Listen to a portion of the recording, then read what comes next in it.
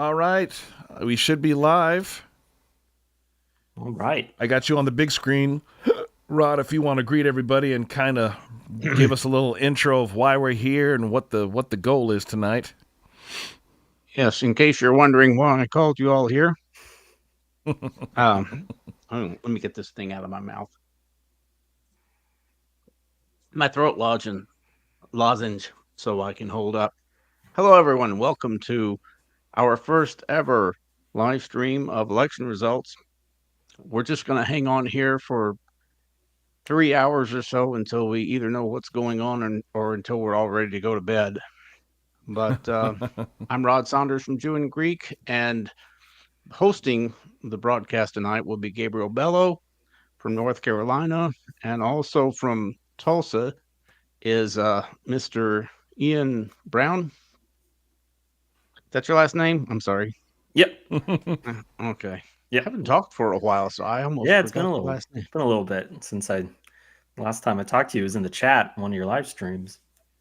Yeah, but it's good to have you here. We're Indeed. going to want as many perspectives and as much input as possible. So, Gabriel, I'm just going to go ahead and turn it over to you. I'm going to be watching the results on some other screens here, so I may not always respond to what is That's all right. being. Yep. And Gabriel, if you could remember to put GB at the end of your post, because otherwise people might think it's coming from me. I'll try. If I post a comment, I'm going to put RS at the end of it. That way you'll know whether it's coming from him or me. Unfortunately, that's just the way that it works with the software. Yeah. Oh, Cornerstone Church, watching from Ireland. Yeah, that's something I don't think we've really discussed enough, how much I think the world is watching this election because, we call ourselves the leaders of the free world, but so do many other countries in the world. They look to us to lead the way, right or wrong. Boy, there's some. I think you could seriously teach some Bible lessons right there, discussing all the good, bad, and ugly that Israel did. Yeah, that's crazy. Great to have you, Cornerstone Church. Great to have you, Caps. Hold on. I gotta give a Cap some. Wonderful to see Brandon the Zealot and Unifield. My mom is here, and I'm sure many other will be joining. So, if you got some other believers that count 3630 from Vero Beach, blessings. Yeah, and y'all share this with folks that you know. Like I'm going to share this right now with my Presbyterian pastor, dear Presbyterian pastor Corey Colravy, who is decked out watching the election results live from the free land of Florida. Catastrophic Cannon. I should have taken the time to load up some Monty Python buttons for you, but there has been no time. Apostle Fabian, good to see you. Good to see you, brother. Couldn't vote because I'm Portuguese, but I'm praying for DJT. Yes and amen. I wrote in Randall Terry here in Missouri. Who's Randall Terry? Do you know who Randall Terry is, Rod? He was a big name in the anti-abortion movement about 20 years ago. I didn't know he was still around. No kidding. Mm-hmm. Here we go. That looks nice. So Ian, scoot over.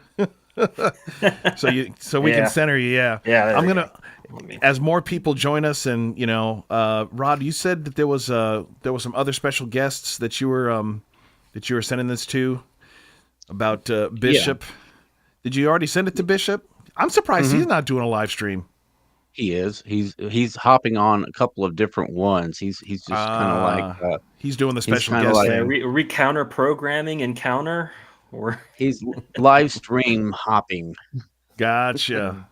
That's pretty slick. Kendra, good to see you, watching from Iowa. And I live in another country, I meant to say. Yeah, no worries. Let's get to Camelot. Yeah, no, we can't go to Camelot. 'Tis a silly place. Indeed. Who was the person from Portugal?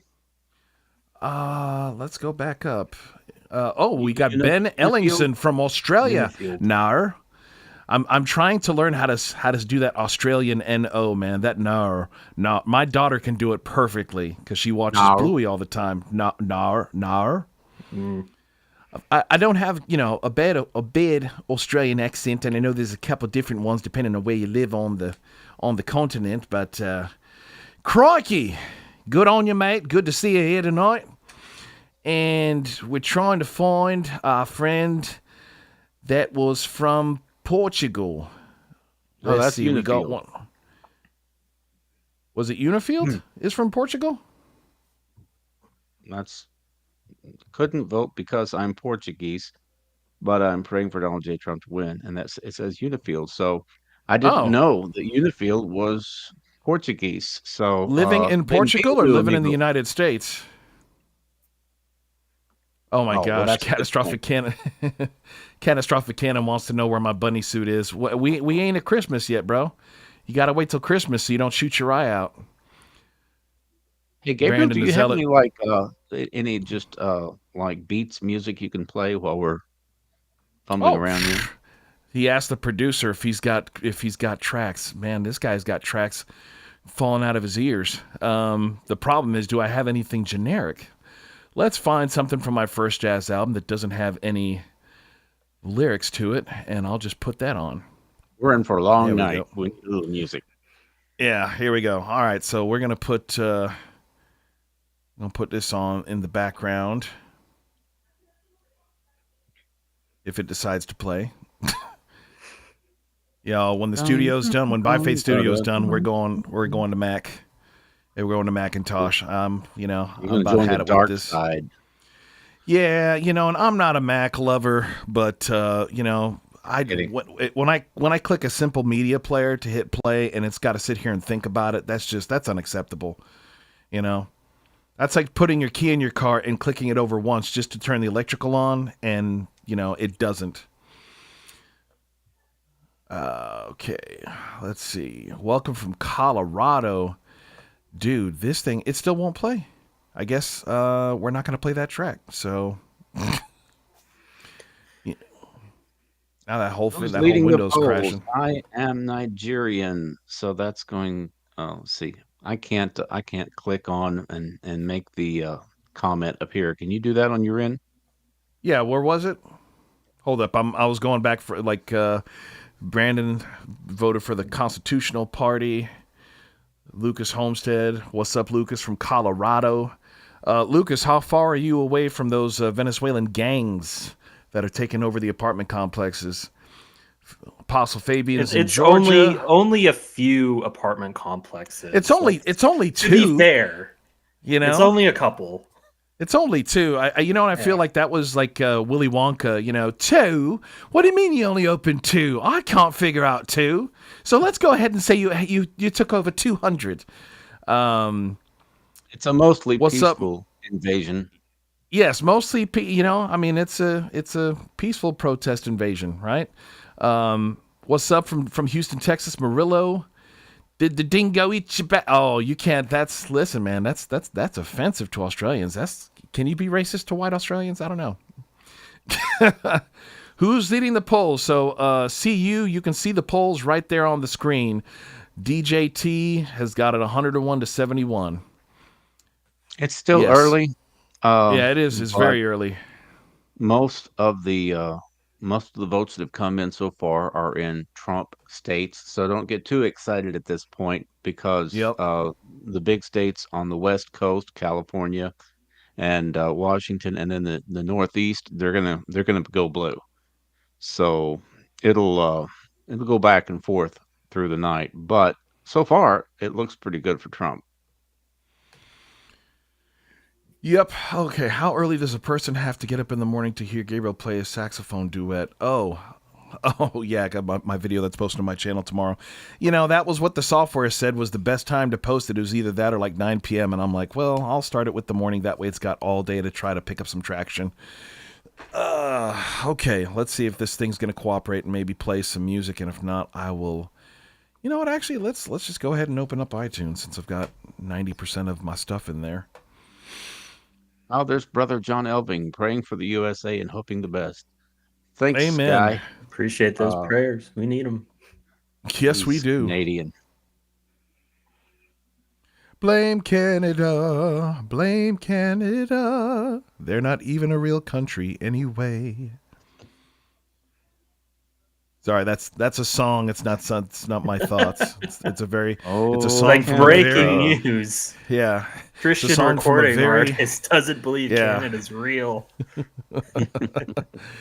It's a psyop, man. Yeah, here we go. Let's do. Yeah. Well, no, that's got lyrics in it. Just trying to find something that's just got music. Let's go down. By the way, Yeah, there we go. Ian is sporting a MAGA hat here, but we understand that not everybody is going to be a Trump supporter, but all are welcome. Try to keep it as unpartisan as possible here. Keep it civil. Keep it civil. Harris voters, Trump voters, non-voters, because we do have a non-voter. That's the apostle is the non-voter. So he's just here for the hang. Isn't he from out of the country? Uh-oh. He said he was from No, he's Georgia, in I Atlanta. think. Oh, okay. Yeah, he's in Atlanta. Yeah. It was funny. I thought you guys stopped moving, so I thought everything froze. Rod, I'm just handle that? Can someone explain the Electoral College? Oh, okay. CU All right, wants well. an explanation of the electoral. Break it down. Okay, the framers of our Constitution decided that they didn't want large cities or heavily populated areas to control the election process. So they created what they call the Electoral College that gives every state a certain amount of a voice in the elections.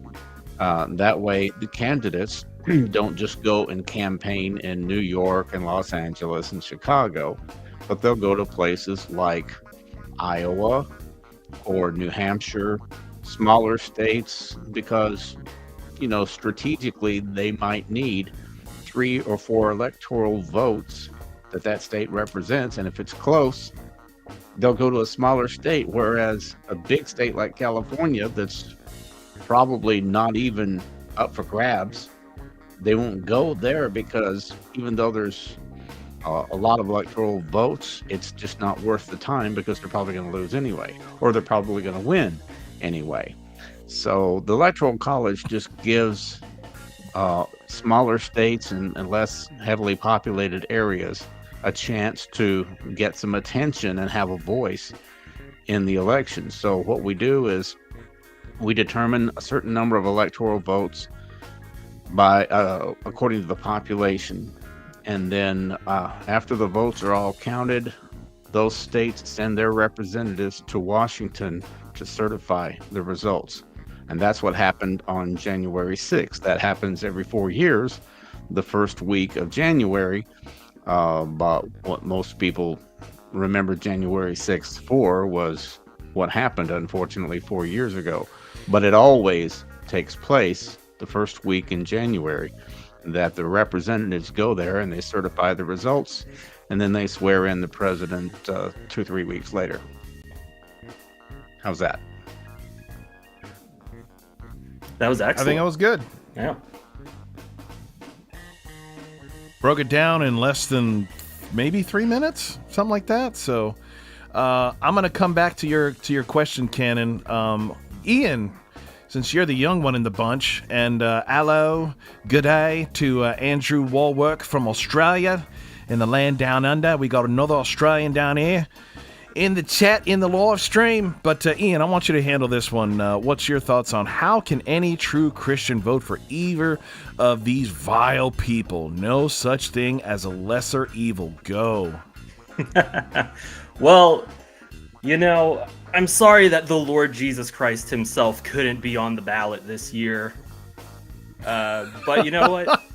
Democrats still wouldn't vote for him. They wouldn't. They really wouldn't. Look, this is the It's party true. that booed God in 2016 at their national convention. This is when someone, this is the party, the candidate, Kamala Harris, when someone at her rally shouted, "Christ is Lord," she said, "Oh, I'm sorry, you're at the wrong rally." And look, you can say what you want about Trump. He's certainly been friendlier to Christians. You might be very cynical and say that, oh, it's just politics.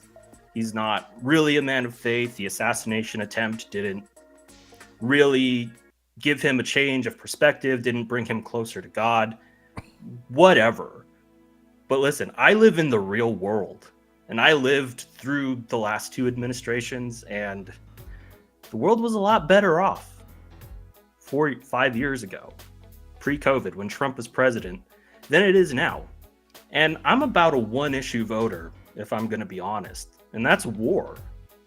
And I'm voting for the candidate who wants to bring peace, who's at least talking about using the strength of American foreign policy to negotiate peace deals in the Middle East, in Russia and Ukraine. The other party's not doing that. The other part, you're telling me Kamala Harris is bringing her new pal Liz Cheney into her administration because she wants to stop dropping bombs in other parts of the world? How any Christian, if you vote for Kamala Harris over Donald Trump, you support Hamas. You support Hezbollah attacking Israel. You just do.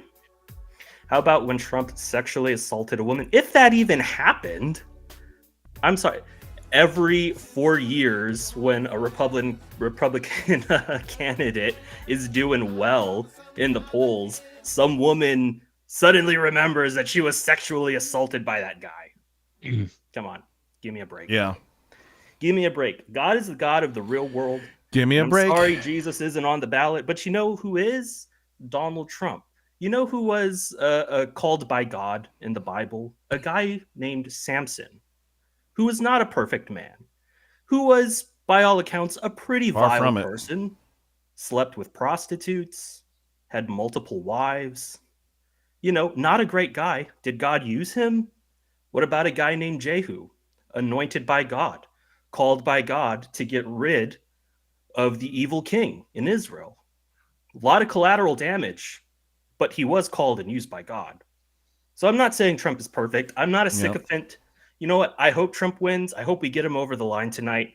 And when we do, I would be the first person to hold his feet to the fire, make him keep his promises to Christians, you know, call him out when he does things that aren't good. But, you know, we got the other one right now. We've had her and her boss for the last 4 years, and it has not been good. Not been good. Nope. Yep. I love the virtue signaling in here. Yeah, like my mom is saying, you know, you're over here talking about supposed SA, but let's talk about the actual, you know, how many tens of millions of children are aborted that they want to murder even after they come out of the womb. I mean, this is come on, be serious, Bible man. I can't even. Yeah. Anyway, I'm gonna. My position before I start ranting, it's too early. It's too. Of course, God can use Kamala. God can use anybody that He so pleases. You know what? Like, I believe in the sovereignty of God. True. God can call her. God can use her. Based on history, based on the facts, based on what I've lived through the last 8-9 years, if Donald Trump wins tonight, that will be a very limited amount of God's mercy that we are being shown as a country. This is my opinion. I'm not speaking for Jew or Greek or anyone else. This is my opinion. If Kamala Harris wins, I think that's more of a judgment. I think it could be. The way I look at it, it's like a job interview. If you have to fill a position and you've got two candidates, you may not like either one of them, but you've got to fill the position. And so you just have to make a judgment call. Mm-hmm. I was a never Trumper 8 years ago. I refused to vote for Donald Trump in 2016 because I'm from Texas and Trump is a Yankee. And I always viewed him as this brash New York real estate tycoon. I didn't like him.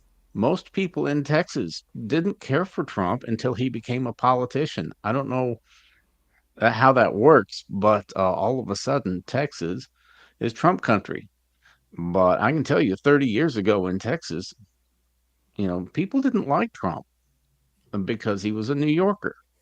And, everything was you're the best, the greatest. Everybody loves what I do. My beauty pageants are the best, and everything was over the top with this guy. And I couldn't believe people really bought all of this rhetoric coming from this brash Yankee guy, but they did. It worked. Everything he promoted Yeah. seemed to succeed. His beauty pageants, his boxing matches, his TV show. And so it was just his marketing style. But I've learned some things about Trump over the last few years, that he calls it, was it hyperbole? To me, it's just lying. But when he's selling something, he calls it hyperbole. But what he said in his book, The Art of the Deal, is, it's okay to use a little hyperbole in order to get the deal. But once you get the deal, you have to work really hard to deliver a great product so that client will bring you repeat business. So you can't, according to Trump's philosophy, you can't justify hyperbole if you just get the deal and then you get lazy and you don't work hard. And that's the philosophy he always had in the real estate business. He worked very hard and he created some great buildings and some great hotels and real estate ventures and so forth. And then when he got the TV show, he worked really hard to have the best TV show on the air, and it worked. And then when he became president, he worked really hard to make sure that the economy did well, to get the border. I didn't think he was going to build any wall. I thought that was just a bunch of, political Yes. promises that he wasn't going to follow through on. But he actually built about 500 miles of wall, and he gave us some good judges. And that's what really changed my mind about Trump, because lots of Republican presidents have taken a pro-life position and then they gave us lousy judges. But Mm. Trump actually gave us pro-life judges. I said, well, this guy actually did what he said he was going to do. So I'm still not a fan of Trump. I don't like him. I kind of hold my nose when I vote for him. But I just have to weigh. And in 2016, I didn't think Trump was any better than Hillary. And that's the reason I didn't vote for him. That's how much disdain I had for the guy. But at this point, I have to weigh him against either Joe Biden or Kamala and say, yeah, I think Trump would do a better job. I don't like him, but we have to fill this position. We have to have a president. And so I just want the person who's going to deliver the best product. And I think that's Donald Trump. Yep. Yep. We had real quick before it's already way up the chain. Catastrophic Cannon wanted to ask. He said, Rod, did you see the JP video about somebody made a fake AI video saying he passed away? Did you see that? Yeah. Yeah, it was kind of funny. You see his face? I could tell when I asked you. He gave a little coy smile. That's funny. Oh, he made a joke about it. He took it all in stride. That he says, I'm very much alive. But the thing, it wasn't so much that video, it was another video that he did that I couldn't believe that he was saying some of the things that he said. He took it. Oh, I know what it was. It was the garbage video. He was responding to Joe Biden. Oh, really? Saying that, yeah. And that whole garbage situation. And Justin Peters says, nobody is garbage. Okay, we're created in the image of God. And I thought, oh, wait a minute. Aren't you a Calvinist? Don't you guys teach total depravity? Don't you say that babies are vipers in diapers? And it just seems so inconsistent with his reformed theology for him to say nobody is garbage. We're created in the image of God, the Imago Dei. He went on and on about that. And I Is said, well, Justin Peters that? Is he vipers in diapers extreme in his Calvinism? when he's refuting something that a charismatic has said, yeah, That's fair. but it depends on who he's talking to. If he's talking about a politician's comments, then he takes a different position. It's the same thing with soteriology, the doctrine of salvation. When they're talking to the lost, when they're trying to win somebody to the Lord, they talk like non-Calvinists. Jesus died for sinners. They subtly say it that way because they don't want to say he died for you because you may not be one of the elect. Yeah. But they will sound like a non-Calvinist until they get into a debate, and then they'll really start hitting on the doctrine of election. But yeah, I saw that video about something. It's an AI thing. It's an AI generated deal to post a tribute to somebody who supposedly died. And they know everybody's going to hop on there and say, this is not true. He's still alive. They don't care. It's comments. They're getting clicks and likes. Of course, if they, I'm wondering what effect that has on their channel, though, because if they don't click that box in YouTube saying that it's AI generated, I think that could harm the channel. But I wanted to throw this up for Brandon the Zealot. This is for you, buddy. Woo! You know what that was? Woo! Cannon, thank you for voting for Jew and Greek and Gabriel Bello. Faith on Fire says, when I was in high school in the late 80s, my dad bought me the Trump book, Art of the Deal. And big love and shout out to Flame of the Spirit for the super chat. So I don't know whose channel it was, but it's probably to Rod's. So, yeah, if you guys want to throw out a super chat, both our channels can accept, well, the Gabriel Bello Music channel can accept it, and Jew and Greek channel can accept it. I don't think Soul Vitamins can yet, so, but thank you so much for your support. We appreciate it. Bible Man, I'm going to come back to your question comment when Rod comes back. I'm here. I just lost my video. Oh. Uh-oh. Man, okay, y'all. Keep the super chats coming because we got to get Rod a better laptop. His laptop is he needs some more power, and I don't know what his Wi-Fi speed is either. But hopefully he'll be able to come back on camera here in a minute. I'll take the top spot here. Well, Rod. So while let's address this question: why is it wrong for Harris to be pro-abortion? Which I agree. Or I'm guessing you are against abortion. You agree with us that abortion is a bad thing, right? Which is very bad. Yeah, which I agree is very bad. But it's okay to be a habitual liar. All right, who wants to tackle that? I mean, I'll say this: like, does Trump lie? Yes, he stretches the truth. He'll say things like, "We had the biggest numbers, the best numbers." Well, I think I think somebody said it best. They like he lies about stuff that doesn't matter. Yeah. But like politicians that like Clinton, like Obama, like the Bushes, they lie about stuff that really matters. Like, well, yeah, of course I knew that Obamacare was going to raise insurance rates, but I had to lie about it to get it through.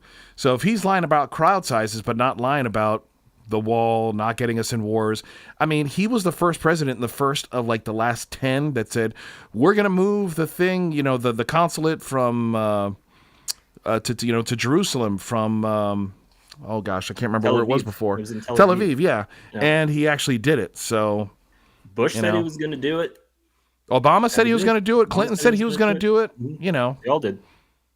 100%. I'll say this: it's politics is a messy game. I mean, if we're just talking about life, the Bible calls the devil the father of lies, and you're never more like the devil than when you are lying. Yeah. But politics is a dirty game, and unfortunately, it's the world we live in.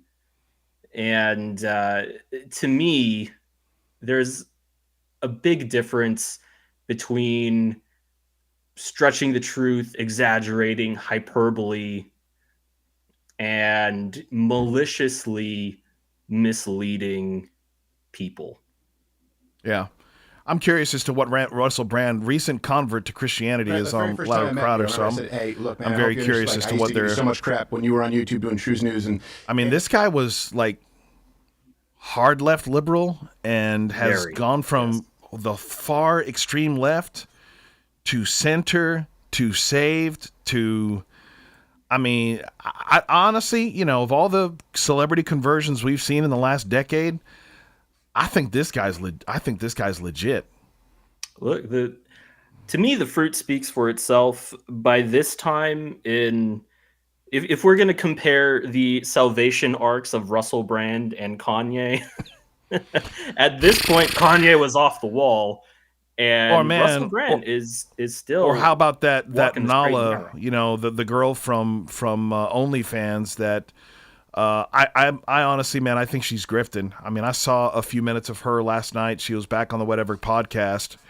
And I mean, I tuned in and I don't think I was in there 90 seconds before this woman, like Andrew, the reason the only time I ever watch it, or I mostly watch clips, is because of Andrew, what's his name from The Crucible? Andrew Wilson. Yeah. Here, let's see if Rod's got video back here. So, I mean, dude, she's in there for like I said, not even 2 minutes. And he asks her something about her Christian faith and her Christian walk, because he's Orthodox. So, you know, he's not typically hard on Protestants unless they're discussing theology. But apparently, you know, but all those unfortunate young women who are living a scantal, you know, horrible lives that profess to be Christians, he takes them to task, man. In a godly way, I think. And this woman, straight up, in the first 30 seconds of her response, says that Jesus isn't God. I'm like, you believe in the Trinity, but you don't believe that Jesus is God. I'm like, please shut your mouth and get off the screen. You have tens of thousands of people watching you. Yeah, but you're either not really a Christian, or your theology is just so bad you need to go sit and learn for a few years. And that's the thing, she's getting to speak in public. Yeah, and that's the thing, she's arguing, getting upset with this guy, rather than, like, when you see Russell Brand, when he got saved and he's talking to people that have been saved, serving the Lord their whole lives, he shuts up and listens, and he asks questions, because he's like, this person probably knows a lot more about this than I do. But she acts like, you know, like the expert. So hold up, I want to see what he's I'm very curious as to what his... Rendering to him. Everything makes sense now. And now it is my purpose to, as best I can, share my testimony, to live my mission and my ministry, and to celebrate the triune God, being understanding of people that don't see the world that way, because for a long time I didn't see the world that way, and being patient and seeing how it's going to be relevant in these spaces, and seeing how I can still muck about, man, and have fun. Yeah. So it's changed me pretty radically and pretty quickly, and it's changing me all the time. Oh, Man, that's beautiful. That's beautiful. You know, I mean, but this is what we're supposed to be about, right? This is the point of it all, right? You know? And I tell you, if things continue as they are, I mean, we're going to be looking at underground churches. And I have to say this, y'all, there was a missionary from China that I got to spend some time with recently. And I don't think we're sitting here arguing like, oh, you know, Trump said this, Trump said that. And it's like, dude, do you really want to live in a communistic society? Do you want to have a social scoring system? Do you want to have underground churches? We have it so good. We are incredibly blessed. And, you know, I'm not saying the Republican Party as a whole is much better, but that's why they also hate Trump, because he's not a part of the system. He's not a politician. You know, I mean, to me, there's enough like single reasons that you could say, yeah, I disagree with XYZ, but I could name at least 3 or 4 right off the top of my head that this guy I think he's worth a shot. And this is after his 3rd time running, Rob, what you looking at? Do you have anybody waiting to come in? Not yet. Okay.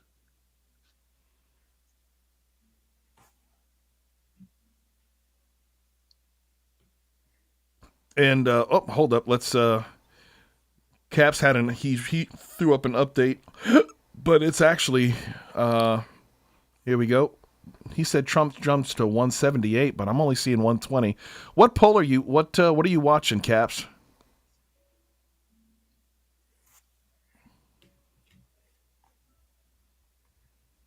Yeah, Ken, and I feel you. I really hope his conversion is true, but I tell you, the fervor that when he was on Tucker, I don't know how long ago, it wasn't that long ago, and he said, I think Tucker asked him, like, they were finishing up whatever they were doing, and he said, do you want to pray? And the joy that came over that man's face. And y'all know, we've been in church. You've been there, you're in church, and you're like, who wants to pray? And everybody's just looking around, people look at the floor. It's like, everybody's waiting for the pastor, the minister, the leader to pray, and, Oh, Scott Camp, hold up, man. Are you serious?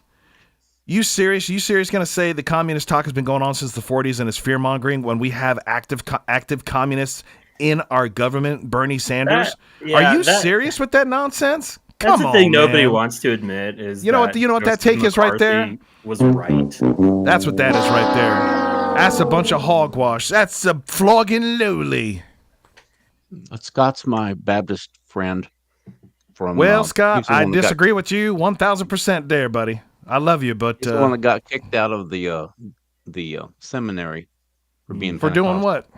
For calling out communists? No, he was a Baptist and he became Pentecostal, and they didn't care for that, so they gave him the left foot at fellowship. I interviewed him a couple went years on the ago. Kenneth Hagin arc. Yeah, I think, it's kind of ringing a bell. He's a never Trumper like I was 8 years ago. Yeah, I don't know how you can look at our current society, brother, especially our current politics, and say it's fear-mongering when you got people campaigning for socialists, trained Marxists that founded BLM. I mean, they've completely taken over Hollywood. Oh, he said McCarthy would be trying, and Thank you. Yeah, well, I mean, I appreciate that. There you go, another one, McCarthy. Yeah, be zealots on our side. Well, that was actually what they, who was it? The General MacArthur? No, it wasn't with General MacArthur. It was Patton. Patton wanted to. When we finished in Germany, he's like, "Let's go to Russia.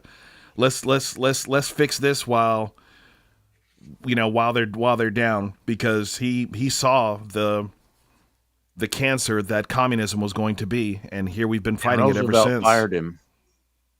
Roosevelt fired him under secret orders. Well, look what the British did to what's his face, Hey, Sean Trim. What's up, Sean? Yeah, that whole thing about it was actually Truman that fired MacArthur, but that was a joke on All in the Family. Archie claimed that Roosevelt fired him under secret orders. But yeah, that's been debated off and on for however many years, because if we had gone in and taken out all the communists, would that have prompted World War III? And same. Well, we were the only ones with nukes at that point. Hey, there's Sam Masteller. Yeah, I was gonna say, is like, Rod, I'm guessing this is one of yours. Yes, he's a pastor up in Pennsylvania, and I invited him to come on and give us a little Pennsylvania perspective on this, since I said that whoever wins Pennsylvania wins the election. So anyway, Sam, if you would just introduce yourself and tell us what's going on up there. Hey, my brothers, everybody that's streaming, Rod. Love what you do, my friend. I owe you a phone call. We need to connect, and we got to get you out to Amish land. So I live. In Amish land in Pennsylvania. I'm not Amish, but We do have people that are ex-Amish, part of our church, and a little update from Pennsylvania. I pastor a church for a network of churches here in PA. We're very active and loud and proud when it comes to speaking into the issues of the day, politics, and all of those things. Because the culture war is the proxy for the spiritual war. And Yeah. so we like to engage in that, and we're hopeful that the Amish we're going to really put a dent and be really strong in Pennsylvania. They're having a historic turnout. Was that not something? Watching them come out with their buggies with with Trump flags, that was something. I say this with the most affection and honor that I can possibly say it. Seeing the Amish come out to vote today was like watching the last March of the Ents in the Two Towers. Somebody, you saw that. You saw that too. Who was it? Somebody posted that on X. Oh my gosh, I can't remember who it was. It was. It wasn't Nerdrotic. It was somebody like Nerdrotic. But yeah, it totally was. It totally was the March of the Ents in Two Towers. Hold up. Where is it? Where's my there? There we go. Keep going, brother Pastor Sam. Sorry to interrupt you. No, that's fine. So we are hopeful for Pennsylvania, and we know it's the keystone. It's one of the keys to the election. Historic, major election. Every election's major. In my opinion, this is incredibly significant because this will determine whether or not we're going to go quickly down the road to communism. And whoa, another McCarthy over here. Whoa, sorry. Hey, yeah.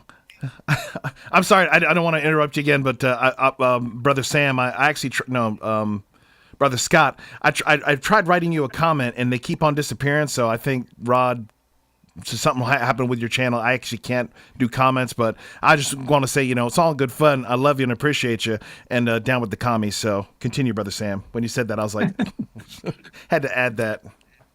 No, we're at an important time in our nation because of the agenda of the Harris-Walz campaign, which is the most radical progressive agenda that we've seen in our lifetime.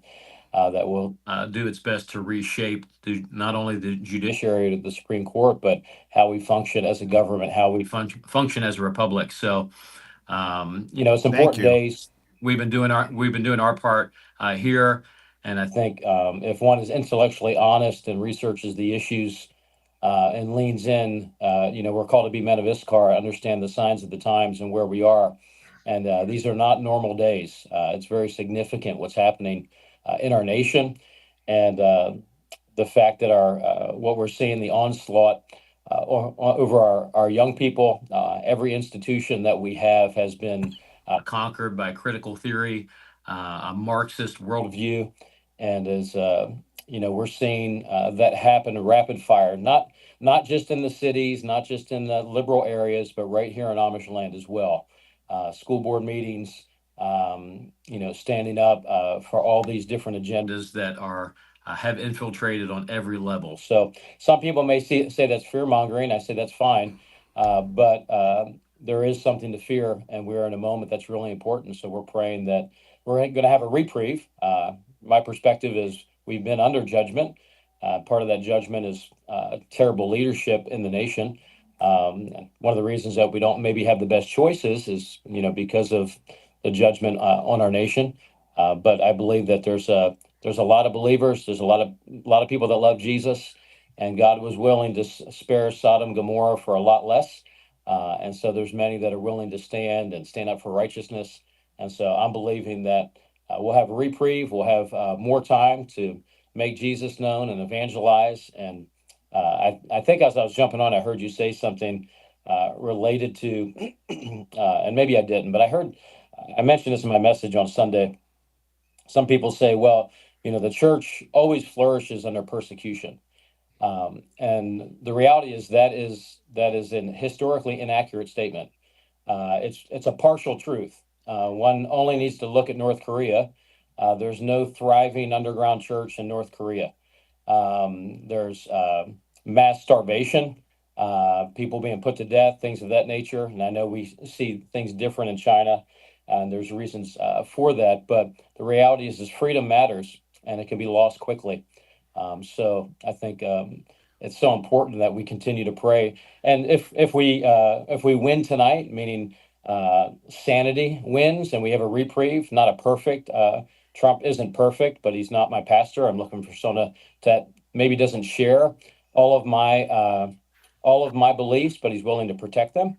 And I think that's important, and it gives us more time to preach the gospel and continue to expand the kingdom. So that's my 2 cents for tonight. Yeah. No, that was good. He just said everything I said earlier, but much more articulately. I doubt it. It was the coffee.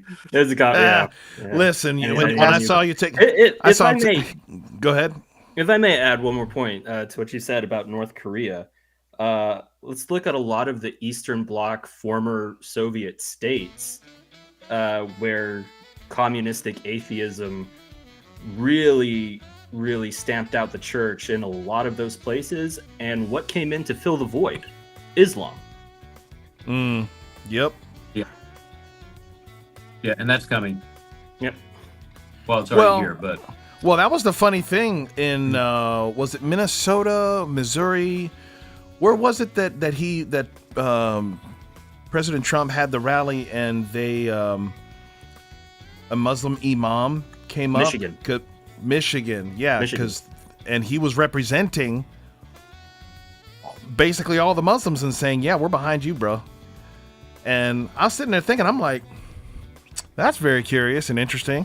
I mean, socially, morally, they're not for the Democratic platform, you know. So I found that quite interesting. But to the thing that you said, talking about North Korea and how it's kind of a skewed. I love the masochistic, sadistic, believers that we want persecution. We want to go through the tribulation. The bride has to be purged. And I'm like, I thought where the Spirit is, there is freedom. You know what I'm saying? And aren't we the land of the free? So shouldn't we be the land of the Holy Spirit? I don't know. Maybe I'm just a crazy Pentecostal. I think, persecution is something that is promised in many ways. I think it's weird when it's desired that it somehow makes us more spiritual. Down through church history, depending on where you lived and what government was in power, really determined a lot of the persecution that you experienced. And, there's a lot of amazing men and women of God that weren't persecuted in the same way that the apostles were. So I'm willing to give my life for Jesus and suffer persecution and each of those things. But I think we should be thankful for a nation that was founded for religious freedom. It was founded on Christianity. I mean, the majority of the nation, even though they're not real Christians, but would still claim Christianity.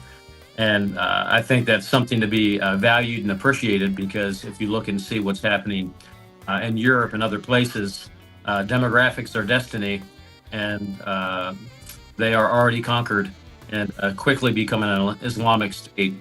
And within Islam, you have Sunni, you have Shia, you have some variations within all of that. But Islam has a strange relationship with the left, because it comes from the same spirit, which is an antichrist spirit. So that's why leftism and Islam seemingly would be divorced and not have a relationship and would not be able to get along, but they have this odd alliance. That's because it's the same spirit but a different face, if you will. And so I think there's a lot of work to be done. There's a lot of hope. There's a lot of challenges ahead as well. But I think we want to keep our freedom so that we can use our freedom to set people free. I mean, America has been responsible for promoting lots of things all over the world that we would frown and say, man, it's really sad and tragic. But we have brought the gospel to the world, and the great experiment has been amazing, and God has given it to us, and we should be faithful with what we have. And so Christians who don't vote We have a sacred responsibility. I personally feel like that's an embarrassment.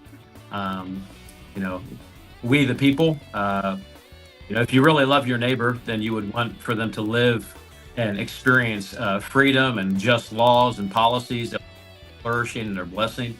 And as a Christian, we believe that God's law is the foundation of all truth in each of those things. So, um, why we would refrain from being involved in the public square when really within our government, actually our representative government, we don't live in a democracy, constitutional republic, we have an actual responsibility to bring our views into the public square and influence. So I hope that the 30 to 70 million Christians that were, too pious and, Trump wasn't nice enough to be their best friend, got over themselves and realized that we put policy in place. We elect 5,000 to 10,000 people that bring about laws that impact generations, not just for a year.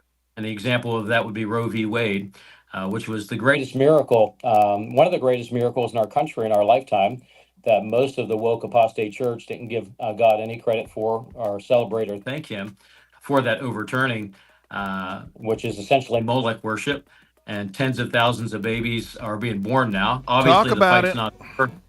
No. The fight's not over, and there's much work to be done. And Trump, with all of his faults, has at least put in place people in the judiciary to give us an opportunity to fight in ways that other places in the world can't.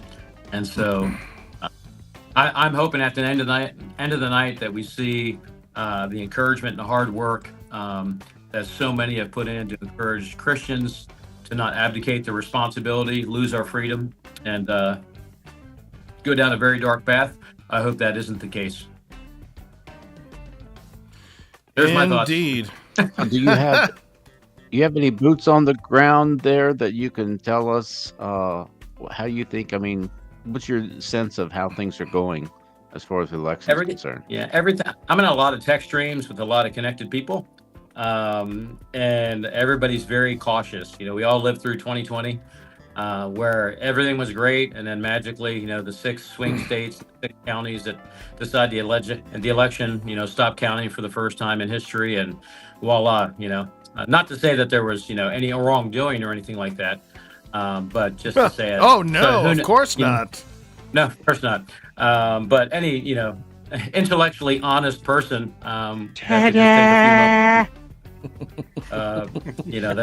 a thing. So yeah, boots on the ground. Everything that I have, Rod, is anecdotal, but the turnout has been tremendous.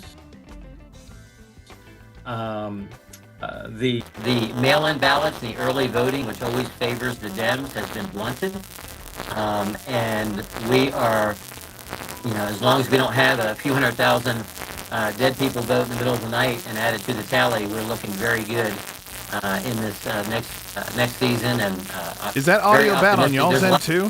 Yeah, that's. Hold up 1 second, Pastor. 1 second. You sound like you swallowed some helium, Pastor. Yeah, we got to fix the audio. Pastor, would you mind going out and then coming right back in? Go. Can you? I'm gonna. Yeah, come out. Yep. There we go. I was starting to hear some crackling on the back end. I thought it was me because I've had lots of audio issues with this Windows driver not being able to handle more than one audio interface. So he'll be right back. There was a question actually I wouldn't mind asking. Here he comes. Let's try it again. Let's try it. How are you, Pastor Sam? Let's try that audio. Talk to us. Whoop, hold up. No Muted. audio. Are you muted? I'm not getting audio from you. I see you talking, but I can't hear you. You're on our end. He's AI. He's not. Actually, wanted to get I wanted to get his thoughts on this comment that we had earlier from Prince Dennis. I'm thinking of either going to. Here he is. Let's try it again.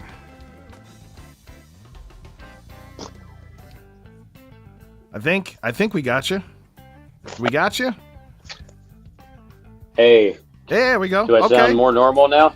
Yeah, you sound. I mean, it's not as clean as the sometimes these USB mics. They just, I don't know where we were at, but I wanted to. There was this question that was way earlier, a good while ago. It says, I'm thinking of either going to Bible school or seminary. What's your advice on it? Which Pentecostal or charismatic Bible school or seminary can you recommend? I have a thought, but I'm going to let the pastor go first. So I caught like every other word of that, and I don't know if am I coming through clearly on your end? My apologies. We have an Amish perfectly. connection here. So what He's got the Amish internet. Somebody's out there churning the Amish churning the internet's Wi-Fi. just not as fast as it is. Unleash the hamsters. Unleash the hamsters. So yeah, there was this comment, Pastor. If you want to read it and address it, this Prince Dennis wrote this comment a few minutes ago. I'm thinking of going to either Bible school or seminary. What's your advice on it? Which Pentecostal or charismatic Bible school or seminary can you recommend? Yeah, so I heard part of that. I'll go. I'll go real quick, Rod. I don't know if I finished answering your previous question, but all anecdotal, but all the signs look positive here in Pennsylvania. And also, when it comes to seminary, I think we have to be so careful, not just with seminary, with Bible colleges, because so many have adopted a unbiblical worldview where they've adopted critical theory, wokeism, and they are conquered in many ways. And so their reading and their teaching of the scripture are through a lens that is using a secular worldview, and it's a very dangerous time, and it's going to lead to widespread apostasy. And so I would not recommend most seminaries. I would do a lot of research. I'm not really high on them. I would go with some trusted Bible colleges that have a good history, that haven't been their foundations have not been eroded. And I think, again, just anecdotal, real quick example. A very good friend of mine just went back to a institution that's a seminary, and I forget the exact name of it. It's in Ohio, and to get his master's degree in counseling. And he shared with me often. I kind of walked him through. It was no different than the seminary that you would go to secular university with the worldview of counseling. Was not Christian. It was completely woke, a worldview that no believer should adopt, and it was devoid of Christian counseling. And so I don't think it's a small problem. It's actually a really large problem. Even at our trusted universities, I've been a part of making phone calls and helping classes get canceled and changed because of, so I don't want to sound alarmist, but I do, because we're in a cultural revolution, and it's hitting everywhere. And so we need to know what to look for, and even help the institutions that we love and appreciate, because they can easily enter in from that perspective. So that's my thoughts. Yeah, that's basically what I was going to say. There's so few solid Bible schools because everybody's getting... The problem with legit colleges these days is they all want federal and state money. And in order to get federal and state money, you got to comply with their rules. And their rules are all this nonsense that's not biblical. And, how long does it take that leaven to spoil the whole loaf? At my own university, Lee University, the Church of God school, they had an LGBT protest, march on the college campus, and I'm like, what in the world? This is a holiness Pentecostal college. Yeah. The founders of the Church of God would have burned the whole place down. They'd have been like, may the flames of Sodom and Gomorrah consume you. Rod, did you want to address that before we big shout out to S.J. Newell, the objective believer in the house. Welcome, Scott, also known as the objective believer. Sam, I appreciate you dropping in here. I just wanted to tell everybody that he's been one of the biggest supporters of my channel. Not only supporting emotionally, but financially. And so I appreciate that. It's people like him that gave me, the incentive to continue when things weren't going so well. And he's got a thriving church up there in Pennsylvania. And before you leave, I just wanted you to give us the name of your church and your location and your channel if people want to catch one of your sermons. Sure. So our church is called Freedom Life. Our website's freedom.life. You can find us on YouTube, Freedom Life PA for Pennsylvania. And also I have a podcast called Courage Over Cowardice, where we talk all about and interview people from around the country, the hot button political and cultural issues of the day. Rod, thank you. I love what you do. Keep doing it. Let's connect soon, buddy. And SJ, I love your channel. I share that a lot to a lot of people, and it's really helpful as well. So I bless you guys. I hope we have a lot to celebrate regardless of what happens, but I hope tonight goes in our favor. And thanks for letting me jump in for a few moments. Absolutely. Yeah. Feel My free pleasure. to hang out as long as you can, and feel free to come back if you want. And Pastor Sam, I think I'm going to have to get you over here for an interview on Soul Vitamin. Sounds like we kindred spirits and have a lot to discuss. Hey, thanks so much. Bless you guys. I'm guessing SJ will come right back. Yeah, what happened? He turned his phone around and We then he went away. If we don't crash the thing, Oh man, I can you just hit reload. tolerate? How many people can you tolerate with your software? I think a dozen. Pretty sure I can have a lot. So that's funny. That's funny. Catastrophic Canon says my youth pastor went to Lee College, and I think Abe used to be in Creed. Yes, sir. I used to be in Creed. Apologies to everybody. I just reloaded the chat because I'm trying to fix an issue, and the whole chat reset. So anything that you guys said before, I can't see. So we're kind of starting over fresh. And SJ is back. What's up, brother? Pixelated. Hey, what's up, guys? I don't know what's going on with my video. Kind of strange.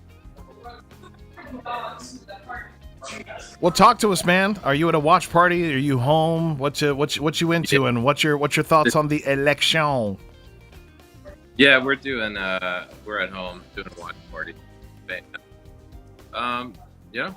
We're pretty excited to see some changes tonight. So see what happens. He's in Texas, so Yeah. it's probably not that big a drama there. No. Has Texas already been cold? Yeah. Yeah, I think like 20 minutes ago. I called it before it started. Well, we Oh, probably all called Texas tonight. I think Oklahoma was called 2 minutes after the polls were closed. Well, they were talking for years about Texas trending blue Yeah. because you had so many Latinos that were coming in and voting Democrat, but somehow or another that trend has kind of fizzled out. Yeah, I think I just saw some data from Rasmussen showing that Trump has actually the lead among Hispanics. So I think that's happening. A lot of the Hispanics are turning conservative after the first generation, getting over here. Yeah, and that's always been the funny thing, being a first generation Hispanic Latino American, especially those that come over from Central and South America. They come from socialist societies. So they come over here for something different, but they're like, well, I don't get free healthcare. I don't get all this stuff. I don't get all this stuff. And it's like, no, that's why your country sucks. So the kids, if they're smart, they kind of catch on. But, I think the aggravating thing is, especially for those that have come over the right way, or even Hispanics that have come over and are just trying to work and actually properly integrate into society. When they got these people just cutting in front of line, it aggravates them. It really aggravates them. And people, you can say what you want. Go stand in the grocery store line with 15 people, or even better yet, we know this. Here's the better one: traffic. You're sitting at an exit. to get off, and you got 20 cars and you got some numbskull that goes over and tries to cut in front of, 30 cars. That's that's an accurate analogy. Right. Except it's not over in just 2 seconds. Right. And Gabriel, for the benefit of those who aren't as familiar with you, you mentioned being Latino or Hispanic. Just kind of give a little bit of your background, because there's going to be people that don't know about that. Gotcha. Yeah, my parents came here from the Dominican Republic. And I think my mom is actually she was watching. She might still be in here. Ian, you heading out right now, or can you hang out a few minutes? I need to leave. So this has been great. Been a pleasure talking with you. Need to do it again real soon. Yeah. Well, I'll take the hat off and we can talk some solid theology next time. All right, brother. Much love. If you see we're still on and you want to come back in, just shoot me a text or just pop in. It's the same link. All right, we'll do. All right, have a good night, much gentlemen. love, brother. Yep. But yeah, so Oh, man, see ya. I'm waiting for it. There we go. So I'm gonna put this down here. So yeah, my parents, Brandon, California refugees kept Texas red. Yeah, yeah, that's funny. Somebody said something about the map. Y'all let me know where you were seeing that 195. Yeah, Ken, and let me know what where you're actually watching that. I lost SJ again. There we go. I tell you, yeah, there. Well, you were nice and clean there for a second. Then you weren't. So yeah. So the funny thing is, my grandfather on my mother's side, he had 6 kids, and the U.S. government straight up told him, like, you can't bring your family over until you are gainfully employed and you can take care of your kids. We're not giving you nothing. That's a far cry from where we are today, and that was what, 50 years ago. Just in 50 years, the U.S. government told my grandfather, you cannot bring your family over unless you can take care of your family. Now, explain to me how that's racist. Oh, and by the way, my grandfather on my mother's side is dark black skinned. All right. So that's the beautiful thing about Dominicans. We come in literally all shades and sizes. We come in Japanese. We come in black. We come in European, white skin, blonde hair, blue eyes. We come in Sammy Sosa, who's both. And then you got people like me who look like they're, mixed race. But yeah, so my father came over when he was 18 with my grandparents, and they all came over legally, and they did things right. People, it's hard. Life is hard, but doing things right is hard, but it's worth it. Oh, Fox News, that's why. Yeah, I'm just going off. Honestly, this is the Associated Press. I'd rather something that's non-biased. Because I don't want any false hope. Where you getting your updates from, SJ? I actually, there's if y'all want to check it out, it's actually a channel on YouTube called Election Time, and I've been following this guy for maybe the past 6 months, and he's got a pretty good record. So he's calling the states sooner than the news networks are. Accurately? Yeah. I mean, not a lot sooner, maybe like 10, 15 minutes. Your movie. But they're doing live updates also on X. So yeah, I have a lot of doubts when it comes to Election Time. Okay, yeah, he's got the same numbers that the Associated Press has, 178 and 99. That's what I'm watching. Yeah. So he's been pretty good, and yeah, I have my doubts about the standard MSM crowd. So this time around, I decided I'd hop onto YouTube, find some creators, and see if they could make better predictions than some of the stuff that we've seen in prior elections. So yeah. Well, I'll put it this way. So Brandon the Zealot, yeah, he's like, he said non-biased. He's like, AP, the Associated Press is non-biased. So I'll put it this way. I'd rather get a semi-liberal or liberal poll than a right-wing poll. Because when it says when it says that Trump won, when the liberals say Trump won, Trump won. You know what I'm saying? Sure. Yeah, exactly. For sure. Which is kind of crazy that we live in this kind of world that it's basically whoever the liberals say won is who wins. Because if if the right wing conservatives said that whoever won, they're gonna be like, no, he didn't. Not until we say so. That guy, election time. Yeah. I looked at his projection, and he has the same map that I was projecting. He believes that Trump will win Pennsylvania and lose Michigan and Wisconsin, but he'll win Georgia, North Carolina, Nevada, and Arizona, and they'll give him 287, which is more than he needs. His most recent, it's kind of funny. He's had like 4 videos where he said, "This is my final prediction." His most recent prediction, he showed Wisconsin as a toss-up. So I guess we'll see what happens with that. But initially, like 2 months ago, he was showing a sweep up there, Wisconsin, Pennsylvania, Michigan, and now he's saying Pennsylvania for sure, and then Wisconsin is a toss-up. Interesting. Yeah, well, only time will tell.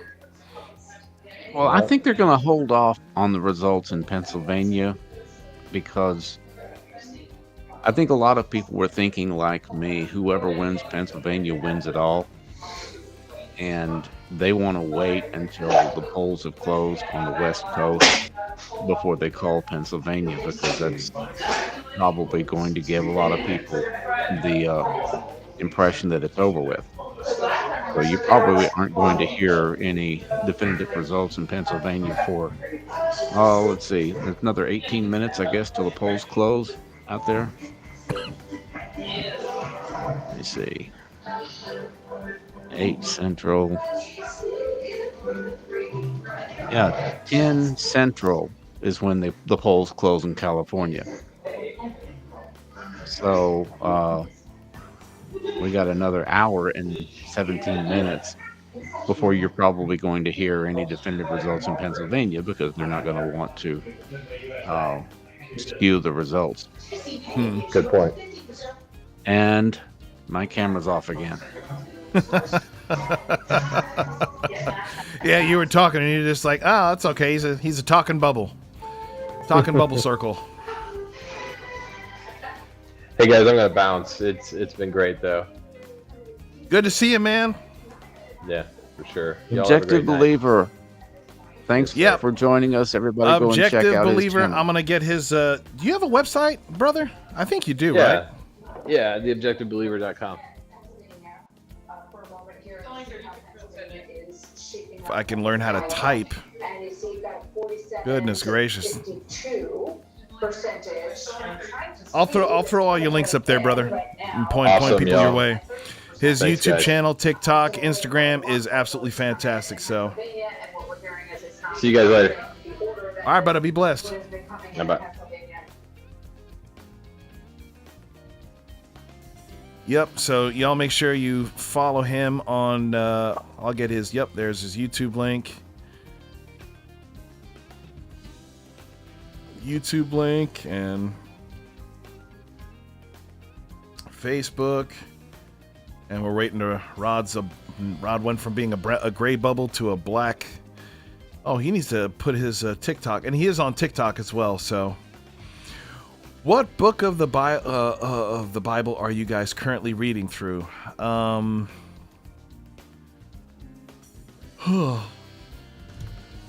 been honestly a lot of the Gospels.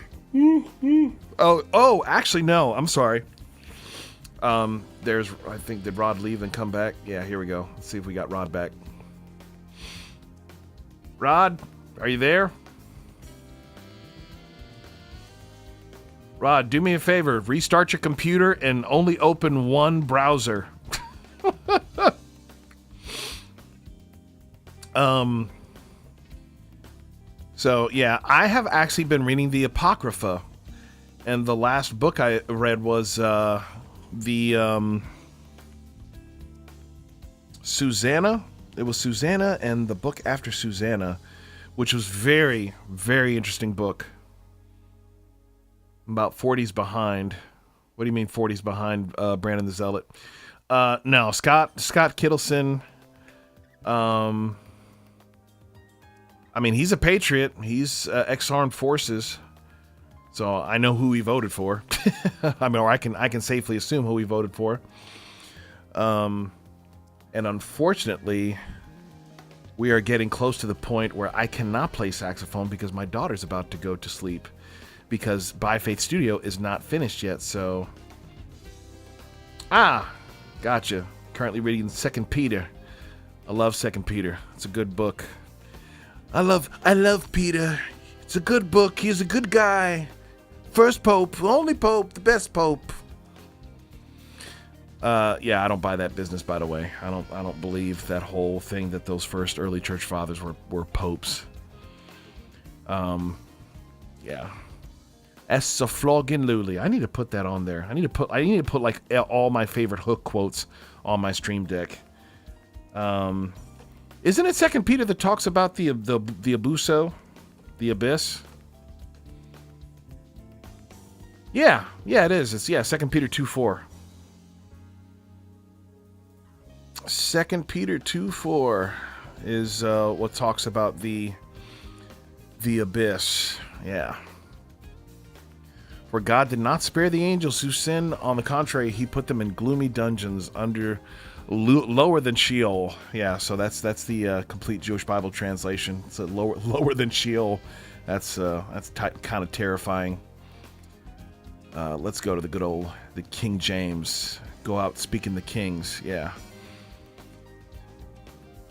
Actually, that's not even the one where it. I think you have to read it in the Vulgate. Oh, just read Ezekiel this morning. That's beautiful. The wheel within the wheel.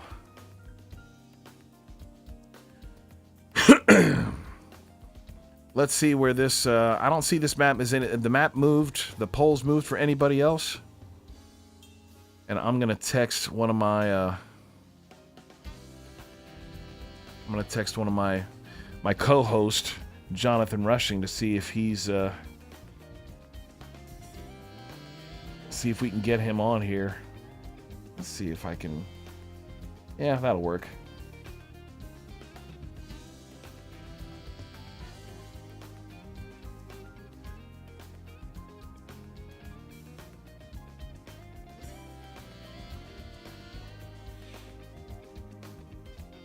I know he's watching the election. He's a big political junkie.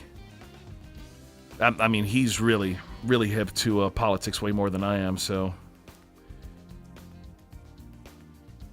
That's funny.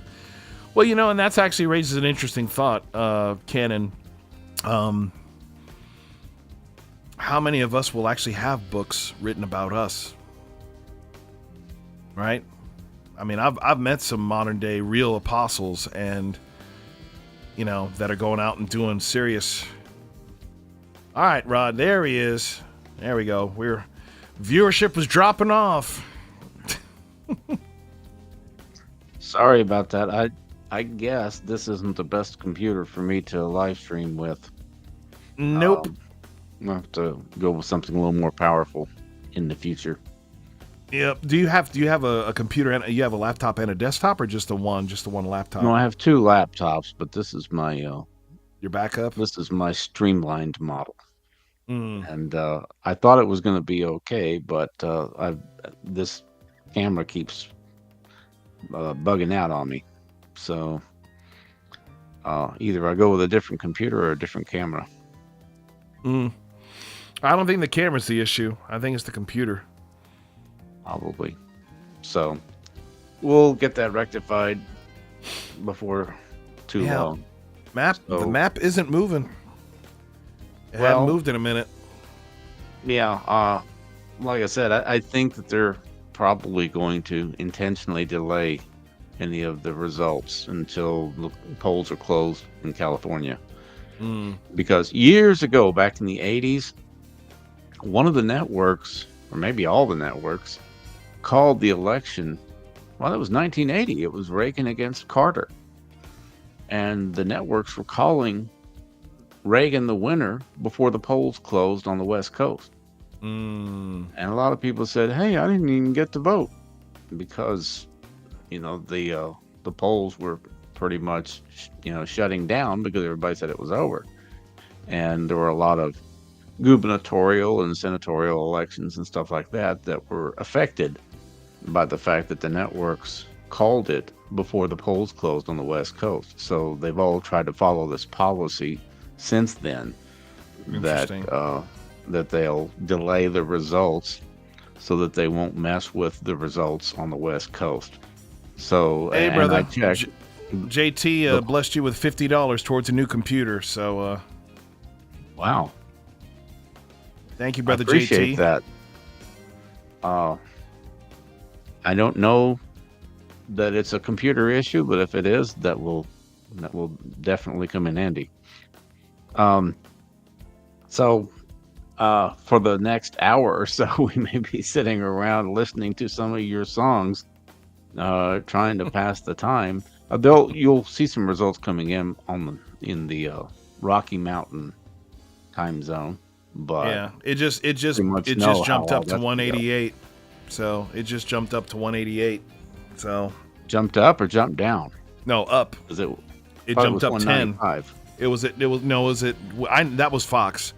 It was 178 for the longest time, and now it's 188.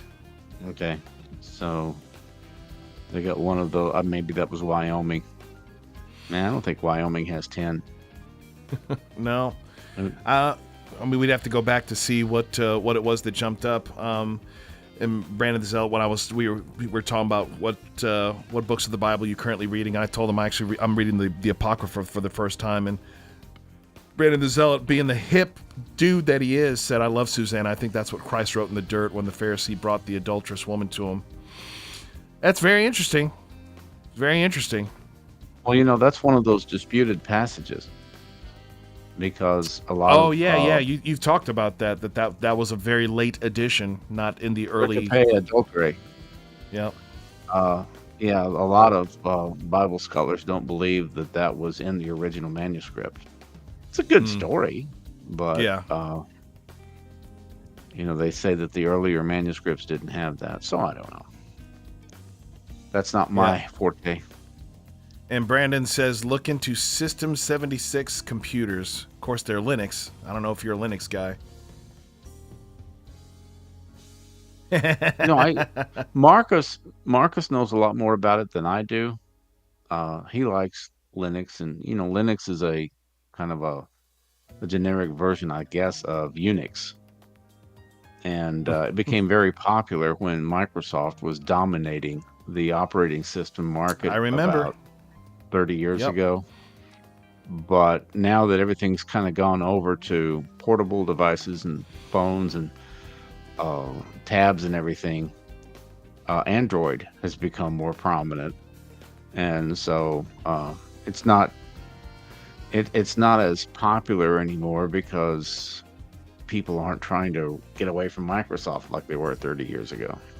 Nope, they sure aren't. So Gates decided he was going to have to find another way to take over the world. The same thing we do every night, Pinky. Try to take over the world. There we go. Yeah, let's see who can stump me with a theology question. Come on, bring them on, y'all. We lost. We used to play Bible trivia. Did you ever play that? Oh yes, love it. It was a board game, an actual board game. Yeah, we actually did that. There's a Methodist church that actually sponsored. Well, the guy that was the music pastor, I actually need to go and minister at the church. He's Methodist, but he's been wanting me to come up there and minister. He was the guy that like hosted a bunch of concerts, and I played my Stevie Wonder tribute, played the series twice, and my Toto band played it once. And they had a Bible trivia thing on cards that we would play, because the green room was like one of the rooms in the church next to the outdoor venue that we played. Speaking of disputed passages, some scholars say that Jesus didn't say, "Forgive them, they know not what they do" on the cross. Any thoughts? I've never heard that. Have you heard that? No. I'd have to research it before I respond to that. Sounds like a liberal modern theology thing.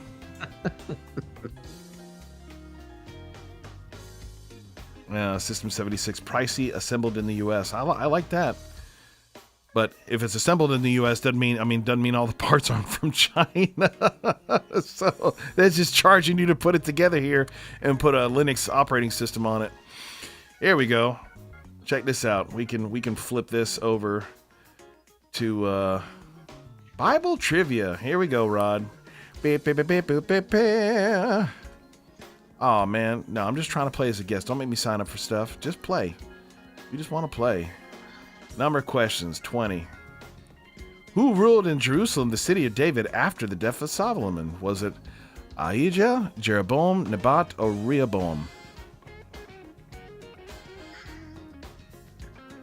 I always got Jeroboam and Rehoboam mixed up. Old Testament survey was my worst class when I was in Bible school, because I've always been more focused on the New Testament. Yeah, that's my my brother Sharvis. He loves Kings, like that, the era of the prophets, you know.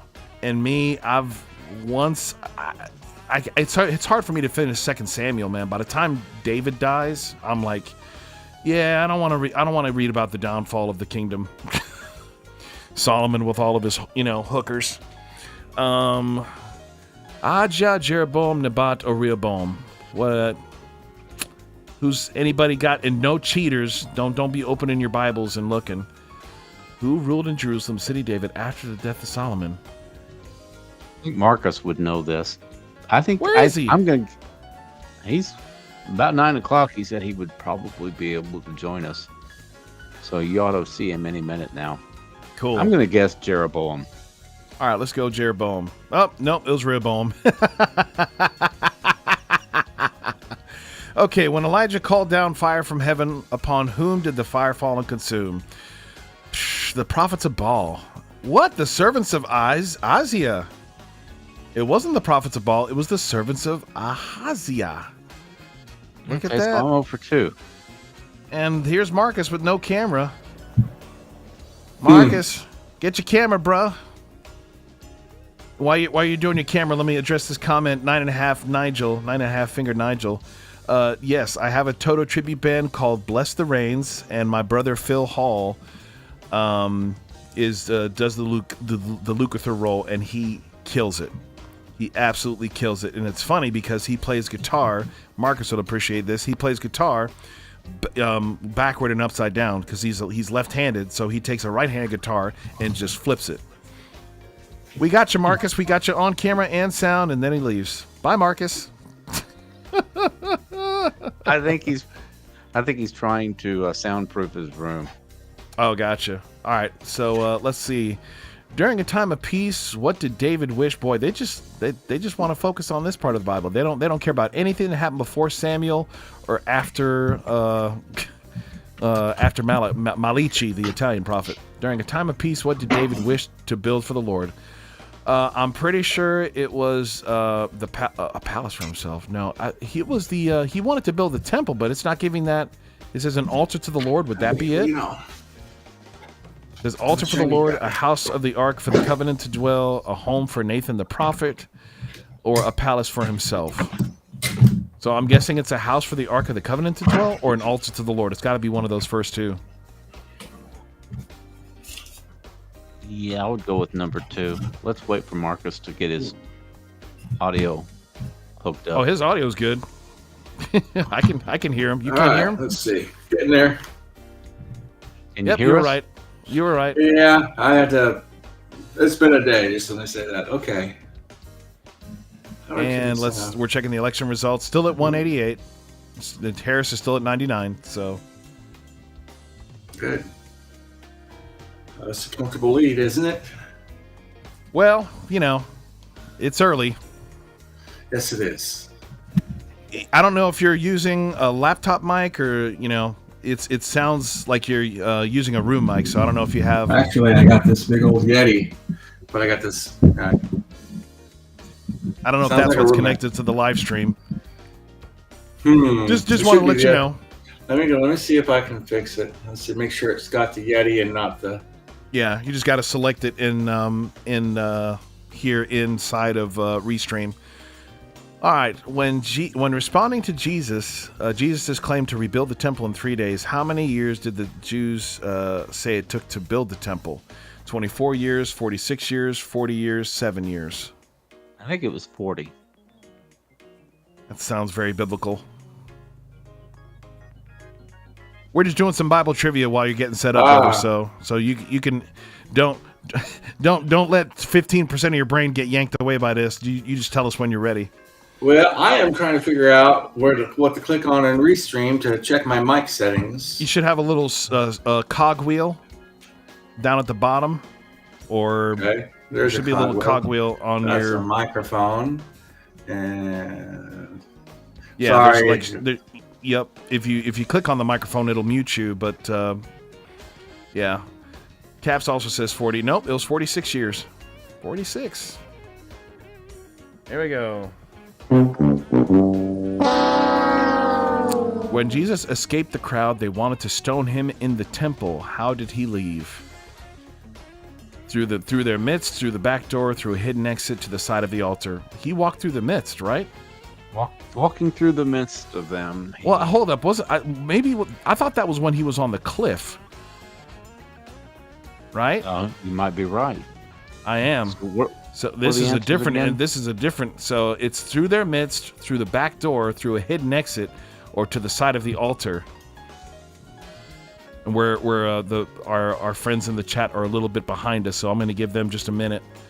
Y'all let us know when Jesus escaped the crowd that wanted to stone him in the temple. How did he leave? Through their midst, through the back door, through a hidden exit, to the side of the altar. Through the midst. That's what Rod and I said, but I think this is a trick question because that was when they were going to throw him off the cliff. Oh. It was when he walked through them. I don't remember there being a back door. Well, I don't think that would have been like in the Holy of Holies, and even then, the Holy of Holies wouldn't have a back. That's like the basement of the Alamo in Pee Wee Herman, the Great Big Adventure. Okay, when was this? When was this when he was in his hometown, or was this another time? He's in Jerusalem. He's in They wanted to stone him in the temple. Yeah. temple. How did he leave? The three of us answered in the mist, but I feel like that's a trick question. Sounds like a trick question. Trump is now at 198. 198. Yep. What did he pick up? I'm gonna put it over there. He's got North Dakota, South Dakota, Wyoming, Montana, and Utah. Okay. Okay, Brandon the Zealot says in the midst. He said in the midst, so he said he did that multiple times. All right, brother, we're gonna see if you're right. We're gonna see if you're right, because that's what the three of us answered. I don't feel like it's right, but we're gonna see. I feel like it's right. It was through their midst. It was right. Mm-hmm. But the sad part is, I just read that the other day. I should know it. Well, you know what? What got us was like I was just so fast on answering who they the Elijah question on who they went after the fire came down on the altar. I was like, oh man, I missed something that was so obvious. Okay. Chapter 11 of Hebrews gives examples of which of the following qualities demonstrated by Old Testament figures. Oh, come on, this is easy. Abraham?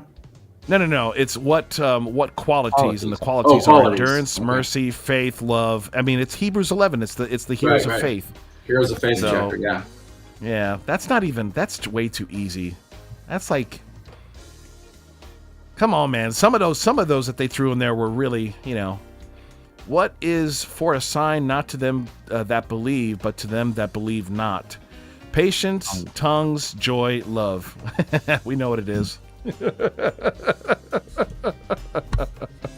What is a sign not to them that believe? So what's the sign that's not for believers, but for unbelievers? Patience, tongues, joy, or love? It's tongues. That's tongues, yeah. That's what our reformed brothers and sisters love to throw in our face. You know? Oh, absolutely. What's it? 1 Corinthians 13. That you take out of context all the time. Yeah. I was waiting for Rod to jump all over that one. Well, I said tongues. I guess you didn't hear me. Oh, I didn't. Nope, I didn't. I'm sorry. I'm still distracted trying to get set up. I sound like a bit of a whole. It sounds like it's using your. It sounds like it's using your laptop mic or like another. If you have another mic, yeah, it's not using. It's not using your nice mic. Oh. All right. What about now? Oh, there we go. Yep. Now it's troubleshooting. Now you sound like an airplane pilot. I feel like a. Well, good evening, everyone. So we're at 4,000 feet. If we're flying at 4,000 feet, you got some problems. Unless you're on final approach, you know. You're probably a little bit low. Somebody in the tower gave me some wrong directions there. All right, Marcus. Give us your 2 cents on the election. So we've had some folks that are much earlier came in and were saying, how can a Christian vote for either one of these evil heathens? We had some people saying, why are you guys even voting for people? Christians shouldn't be voting at all. No, that's not wrong. That's not right. No. Yeah, Pastor Sam gave a great rebuttal to that. But give us your 2 cents. Give us your 2 cents. Here's the number one important thing that we need to keep in perspective. No matter what happens, God is still in control. He's still on the throne. There's a study in this, but all authority comes from God, no matter who's in charge. It was Pilate that said to Jesus, "I have the power to kill you," and Jesus told him, "You're not going to have any authority unless it was granted to my Father from above." Yeah, they missed the Messiah. One of the reasons why they missed the Messiah was because they were looking for a Messiah that would deliver them from Rome. And they were operating in this Roman government. And when Jesus, before he ascended, they asked him, said, is this a time when you're going to restore the kingdom? Are you going to set up your throne now? They wanted to know. And so obviously he said, it's not for you to know these things. And they operated for a long time under Roman rule, and then 312 AD, Constantine comes to the throne and he legalizes Christianity. But for this whole time, they faced persecution. But the whole time, God was in control. And they missed, the Pharisees missed who Jesus was for political reasons. They missed who he was because they were looking for a Messiah that would deliver them from Rome. They missed who he was because they were so caught up in their legalism that they couldn't identify who Jesus was because he wasn't obeying their rules. He obeyed the law of Moses, but not their little rules.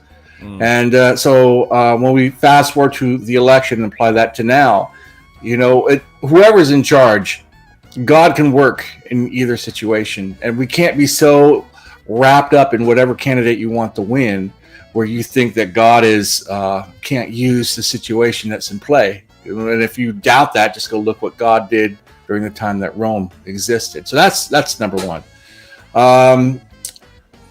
Number two, the way I see it, and I'll just say this flat out, I'm not a Trump supporter, but I voted for Trump 3 times. And the reason why I voted for Trump 3 times is because they're not giving you anybody else to vote for. They've hijacked the primaries. If you go back to Hillary Clinton, you'll see that no one else was allowed to run against her. When Bernie Sanders was running against her and won some states, they took his delegates and made them super delegates. And her campaign slogan was, "I'm with her." It might as well have been, "It's my turn." You know, and you know, that should have been her campaign slogan, right? So, and then the next election cycle that came around, Biden ran, and that was COVID, and that's when they shut everything down, and that's when they sort of rigged everything. And now we have this election season come around, and you know, they went through a primary season, and then after the primary, they do the debate early. And during the course of this debate, they decided that Biden wasn't able to run. Now, I think this was pre-planned out, in my opinion. Of course it was. And so they got him to step down. And when they got him to step down, I remember what all the news was saying at the time. They said that we're going to have an open convention, and you're going to have about 5 people to choose from. And then when the convention came along, it was Kamala was the candidate by the time the convention came. And she ran on a platform of joy. Can you imagine that? Joy. Yeah, let's see how much joy she has tomorrow. Okay. But I don't think it's a false joy. It's a fake joy. People always conflate happiness with joy. They do it all the time. Gabriel, I could write you a check for $10,000 and you would be very happy until you go to the bank and you try to cash it. Then you would become very unhappy. Happiness is tied to happenings and your situation around you. True joy is an inner peace that only comes from God. Yeah. But she put this fake joy out there in her campaign. And then the other thing she said was to the Christian that said Jesus is Lord, you're at the wrong rally. Oh yeah. That really resonated with me. And if I was undecided, that would be the thing that would make me decide, okay, I know which way I'm going to vote now. But the left is just off the hinges. They've rigged the primary every time, and they have not let the Democrats choose their own candidate. Somebody up top was engineering this thing. Yeah. And I think that's my point is, look, you don't want me to vote for Trump. That's fine. Give me somebody to vote for. And by rigging these primaries and selecting the candidate with all of these preconceived goals that are communist in nature, that doesn't fly with me. So I vote for Trump for those reasons. You know, I understand he's rough and they're upset about tweets or whatever. But man, given the inflation and given the way we pull out of Afghanistan and our foreign policy, you know, I kind of miss those mean tweets. So that's just crazy. That was Jonathan and I were talking about it last night. My brother and co-host of Soul Vitamins. He's like, that should have been enough to. That was impeachable, and that should have been enough for neither of those jokers to run, because that was so. He said, I've never seen something so horrific where, you know, our people are getting killed. The people that are supporting us over there are we left them to be slaughtered, and we left $2+ billion worth of war machines. $2+ billion. $2 billion worth of tanks. Humvees. Are we talking to Afghanistan? Yeah.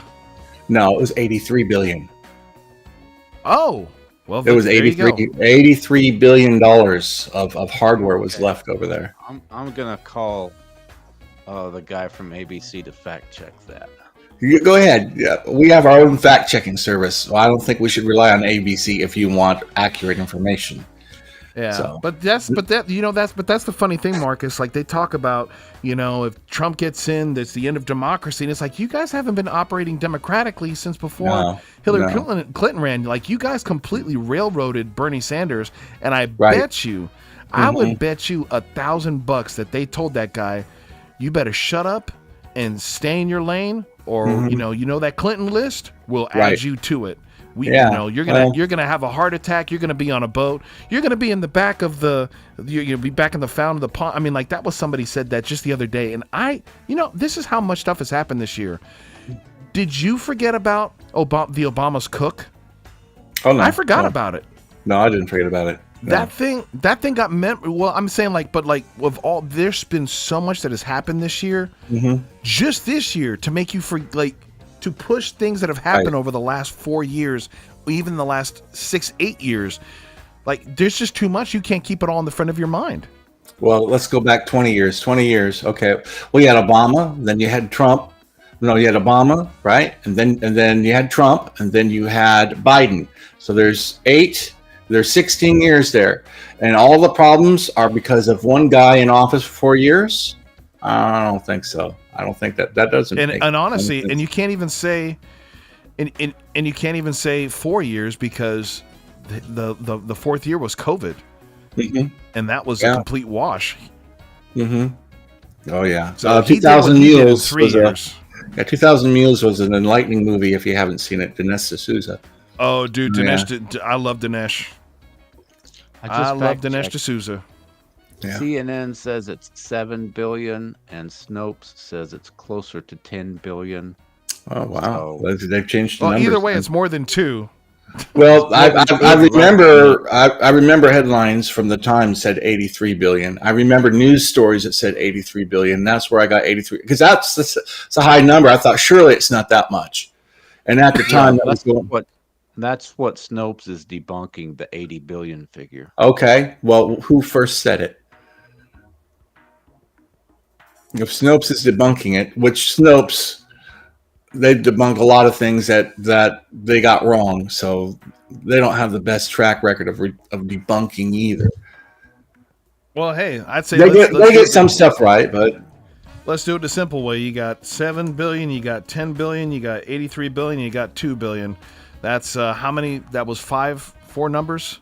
Mm-hmm. 7, 10, 83, and 2. So that's 4. Mm-hmm. Divide that by 4. That comes into an average of 25 billion. So we can say an average of 25 billion. Well, either way, way, it's more money than they gave anybody in North Carolina for these stinking hurricanes. Mm-hmm. Yeah, oh yeah. I remember there was a poll on Google search when that all happened and they left all that equipment. I guess Google says the number one search for the day that all happened was how to fly an Apache helicopter. Then the second day, the number one search was how to repair an Apache helicopter. So. I wonder. All right, so we got some folks asking guitar questions. They're admiring your guitars. Listen, Cannon, that church. I think we better keep an eye on that church that allowed Kamala Harris to get on their platform and speak, because I believe the Lord's going to judge that congregation. Mm-hmm. I think so.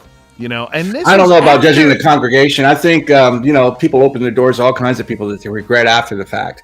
So, but this was after she said that Jesus wasn't welcome at her rally. No. This is after that. Yeah. Benny Johnson is saying Trump won NC. Well, I tell you what, these Tar Heels better not let me down. Mm-hmm. And yes, Marcus does play all those electric guitars very well. And Unifield says he's pacing in his kitchen. Third search, how not to crash an Apache helicopter. Yeah. Once they get it repaired and off the ground. Yeah. That's so funny. Marcus, do you see something that says mirror image or mirror video? Or yeah, it's in your video settings. In my video settings, okay. Yeah. It's funny. You can mirror the video. And the gain on your microphone, back your gain down like 3 dB. When you get excited, it's on the edge of distorting. Well, I haven't had a chance to really troubleshoot this real well. That's all good. I just came from work. Yeah, you came in hot. Yeah, I came in working on 737s. I didn't give you a proper introduction. This is my best friend, Marcus Curtis. He's also a student of the Bible, and he loves apologetics, and he's the guy who got me started on intelligent design about 8 years ago, or maybe a little bit more, that really kind of triggered this whole interest in doing my YouTube channel. So, and he helps me on a lot of research. He helps me on technical stuff and everything. So if you guys are wondering who Marcus Curtis is, he's not famous or anything. He's just famous to me. If you're wondering who I am, I'm nobody, but that's okay. I like being nobody. I like being flying under the radar. So All right, so they're asking if Pennsylvania is flipping red. Here's what I'm looking from the New York Times, a very unbiased. He said sarcastically. Yeah. It's saying right now they're 53% of the votes are in. It's Trump's got a plus 1.9. So we'll see. Yeah. Usually the votes from the big cities come in last, and those tend to go blue. So it could be pretty tight there. Mm-hmm. So Marcus gave birth to Justin Peters' arch nemesis. Yeah, you know. I wouldn't say I gave birth. Wasn't much labor involved. But no, Rod and I have been friends for a long time. We were guitar friends before we were anything else, and we did the Tulsa Guitar Society thing, and Rod was actually in charge of all that stuff, and I just showed up playing my guitar, and Rod made opportunities to play out in public, and we became friends after that, and so. Yeah, we did a gig together at the Tulsa Performing Arts Center. Yeah, that was fun. Yeah, for the sophisticated artsy fartsy crowd. Mm-hmm. Yeah. We did. Were you with me when we played? Yeah, we played that with Pete was with us there, wasn't he? Or was it Lon? No, I think it was Pete. I think it was Pete. Yeah. That was a good time. Yeah. And then Timco Barton Hall too. What was that? Timco Barton Hall, ORU, playing over there. Oh, ORU, right. That's fun. Yeah, we did several things. That was a freebie though. Yeah, it was still fun. Did we go to Muskogee together? I didn't. I went to Muskogee, but not with you. With somebody else. Yeah, it's with Joseph and JT, I think. Well, yeah, that was a fiasco. But yeah. Muskogee, yeah. That's where you want to go to hear some real classical music. Mm-hmm. Muskogee, Oklahoma. Yeah. Isn't that what? That's what the oh my gosh, the Merle Haggard song. That's what. I'm proud to be an Okie from Muskogee. About. That's the city. That's it. Yeah. It's about classical music. That's what the whole thing's about. No. We don't smoke marijuana in Muskogee. Now we sell it. Yeah. We don't smoke it, but we sure just sell a lot of it. Oh, Unifield asked, "Do any of you like Christian rock? Are you serious? You see all the guitars up there?" Yeah. The thing is, they don't really. Yeah, the thing is, they don't really have real Christian rock anymore. That is mainstream. You got to go. I'm sure you got to go hunt for some, but. Mm-hmm. You know, unfortunately, rock got pushed out by hip hop, and playing real rock guitar means you have to practice, and we don't like practicing our musical instruments anymore. This is well, in the modern age, you and I we're the outliers. I'm a dinosaur, yeah. So, but I don't want to get on the whole. John Tyner says, "I thought this was about the election." John, the results are slow coming in, so we're just kind of doing what we call filling the time until we have more results.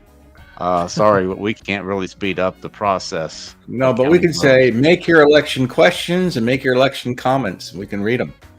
And so, but yeah, I actually did want to bring up this comment from Brandon the Zealot, because I actually just saw this on Crowder's live stream about Peanut. Peanut the squirrel was the last straw. Let me tell you, man. I didn't think that story was a big. I thought it was horrible, but I didn't think it was a big deal until I went and saw the interview with the guy and his wife when they told what happened. Dude, 10 different agents from 5 different agencies flew into their home like a SWAT team. Put them in cuffs for 5 hours, took the squirrel, took the raccoon, euthanized them before they could do anything. And this guy's running an animal rescue, had those animals for 7 years. Yeah, wanted to test them for rabies or some strange thing like that. Oh, garbage! That's garbage. Yeah, garbage. And this is the thing, y'all. These are the people that want to take. Well, these are the people that want to take your guns away. Mm-hmm. Yeah, they're going to take your squirrels, and they're going to take your raccoons, and they're going to take your guns and any other kind of pets you have. Well, And I they're mean, gonna what do you think? What do you save think the they're going to whales. do? What do you think? What do you think they're going to do with an unarmed populace? What has been done to every society that gets rid of their firearms? Yeah, just ask Australia. Ask Australia. Ask China. Ask Mhm. Russia. Ask Mhm. Italy. Ask Germany. Mm-hmm. Yeah, It's absolutely insane. It's absolute insanity, man. A crime sacrifice to win the election. skyrocketed 30% after they took Australia's guns away from them. Mm-hmm. Yeah. Well, we'll see. we Paul got- Lavoie Yeah, how did- says, I was saying that if it was a free and fair election, Trump would get 100 million votes. Yeah, Mm-hmm. very possible. Yeah, I don't Very think possible. I don't think anybody would get 100 million votes in a free. And Oh, fair I could. election. I could, Rod. I could. I'm telling you, I got I could 100 totally million do last that. time. I totally got 100 million votes last election. You know, they stole the election. They stole the last one. Biden got what, 80? Supposedly 81. He was the most popular. And- That's such a farce. For The guy dude that hanging out in was his hid- basement. That's pretty hid in good. his basement. Yeah. That was 12 million more than Biden, than Obama, Obama. got in 2008, and his historic, all-time high number of votes was 169, I think, million, and then Biden gets 181 without even campaigning. Garbage. Yeah. 83 million, right? Without not 180. No, it was 80. It was 81 million. 81 million. Was it yeah. 83? Did I say 100? It was 81. Sorry. Yeah. Yeah. I'm It's sorry. okay. Yeah, you're right. Flame of the Spirit Yeah. says Michelle Obama could get 100 million votes. Nah, not Big Mike ain't gonna get 100 million votes. No. Because I mean, like that's you gotta say that it would be somebody that is universally loved by independents, Republicans, and Democrats. You know, and I think if it wasn't for his stance on abortion and the alphabet garbage, if they would have run, imagine if they would have run RFK and Tulsi Gabbard. I think they could have that could have been a runaway election. That would have been challenging. They could have won on then. the platform of going after the pharmaceutical companies and making America healthy. Don't get in anything else. We're gonna get America healthy, and I think you get a landslide win right there. Yeah, but they would have lost all the donations from Big Pharma. I think that I think that Michelle Obama could have gotten more votes than any other Democrat candidate. Marcus You and I think? discussed this a lot. Yes, yes. Yeah, There was a but lot of fortunately, support she for didn't her. run. She didn't want to Yeah. run. She didn't want to run. Didn't want to do it, but she had much greater appeal than Hillary Clinton or Kamala Harris. Mm-hmm. She just didn't want to do it, and she may be rethinking that after tonight. No, I mean, you know, forget the conspiracy stuff, man. Like that whole thing with their cook mysteriously turning up dead. Oh, yeah. They don't want the scrutiny. I don't think they can handle the scrutiny, which is why they were like, nah, I ain't doing that. But yeah, Susanna Young said, hi from Australia. What do all the colors mean? The colors, I'm guessing, if you're talking about this is the election. So it's like the pink is something that's leaning red, but we don't know for sure. The hard red are obviously red. Blue is, you know, what went for Democrats. And then the grays are where we haven't gotten the stuff yet. And the Yeah. light blues are, you know, that are leaning Democrat. And she says, we do have guns. They just have to be registered, which means the government has them and they can take them anytime because they know who has them. But I think it's kind of the same thing in Canada where, like, you can have hunting rifles. But I think, what's his face? Castro's love child took away their handguns or tried to take away their handguns. And basically, like, just only left them hunting rifles that could only have like a cartridge of like no more than six shots. And it's like, oh, you're hunting, you don't need more than that. You New York referring to Times has Justin just Trudeau. released. Yeah, the New York Times has just released. They predict Trump to win. Really? That's interesting. Yep. Yeah, Thoughts? I remember this from 8 years ago. The New York Times, the number Trump was at 40%, and then as the night went on, he was at 50%, 60%, 70%, 80%. So probably what she means is that they've got him figured at more than 50% likely to win the election. They just do a percentage, because I remember seeing that percentage go up 8 years ago. But if you got a link to that, I'd love to look at it. I'm going to pull it up, but I thought this was interesting. Marcus, you might have any insight on this. I'm not up on my Norse mythology. Brandon the Zealot says, they question which side was sacrificing the squirrel, which has roots in Norse mythology. Do you know anything about that? The Norse mythology involving squirrel sacrifice? I don't know much about that kind of theology. No, I do know that our days of the week are named after gods. Thor's Day. Thor's Day. Yeah, Friday is, I forget who Friday is, but Frida. Yeah, and the months are the same way.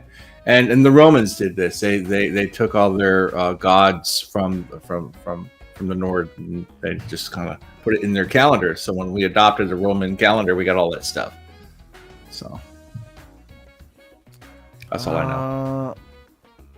I'm not seeing that, Mom. You're gonna have to text me a link or something, because I'm not seeing. You have to pay for the New York Times website. Yeah, you have to pay in more ways than one. Yeah, they're pretty up to date here, but it's okay. Here it is. I see it. Hold up, let me switch the sharing screen to this one. So I think this is what she might be referencing, and I'm gonna put it to this. So you can see, based on what they're getting, this is where it's leaning. So 297, huh? That's what they're projecting. 297 to 241.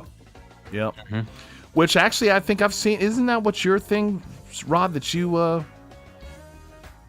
said 287. I said 287 to 251. They're giving him an extra 10, so that must be Wisconsin. Yeah. One of the ones he already won. No, he hasn't won Wisconsin yet, but it's leaning that way. No, but it's got 10 electoral votes. I think that's the 10 that they're tacking on. Gotcha. It was going to be close. I mean, that's those three states, Wisconsin, Michigan, and Pennsylvania. Those were the states that she had to win. And looks like the New York Times is projecting that she won't win them. And it's also leaning. It's also leaning that he's going to get the popular vote as well. Yeah, that would be good, because that would silence any kind of critic. Oh, we got the popular vote. Get rid of the electoral college. Silence all that stuff. Yeah, but if you got both, that always annoys me, because it's people that are just And Rod actually, somebody from was it Una. I want to say, almost said Unicycle. It's not Uniflame, not Unicycle. Unifield. Unifield. Almost said Unibeam, but that's Iron Man.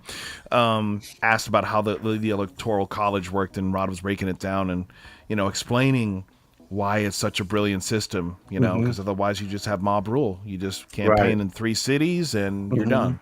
Right. And we're a republic, not a democracy. That's what people don't seem to understand. I can't stand it. And you have our politicians that repeat that. And it's like, have you guys ever said the Pledge of Allegiance? Don't you say it every time you're in session? To the republic for which it stands. Right. Well, when people say that we're a democracy, they're not talking about the form. They're talking about the process.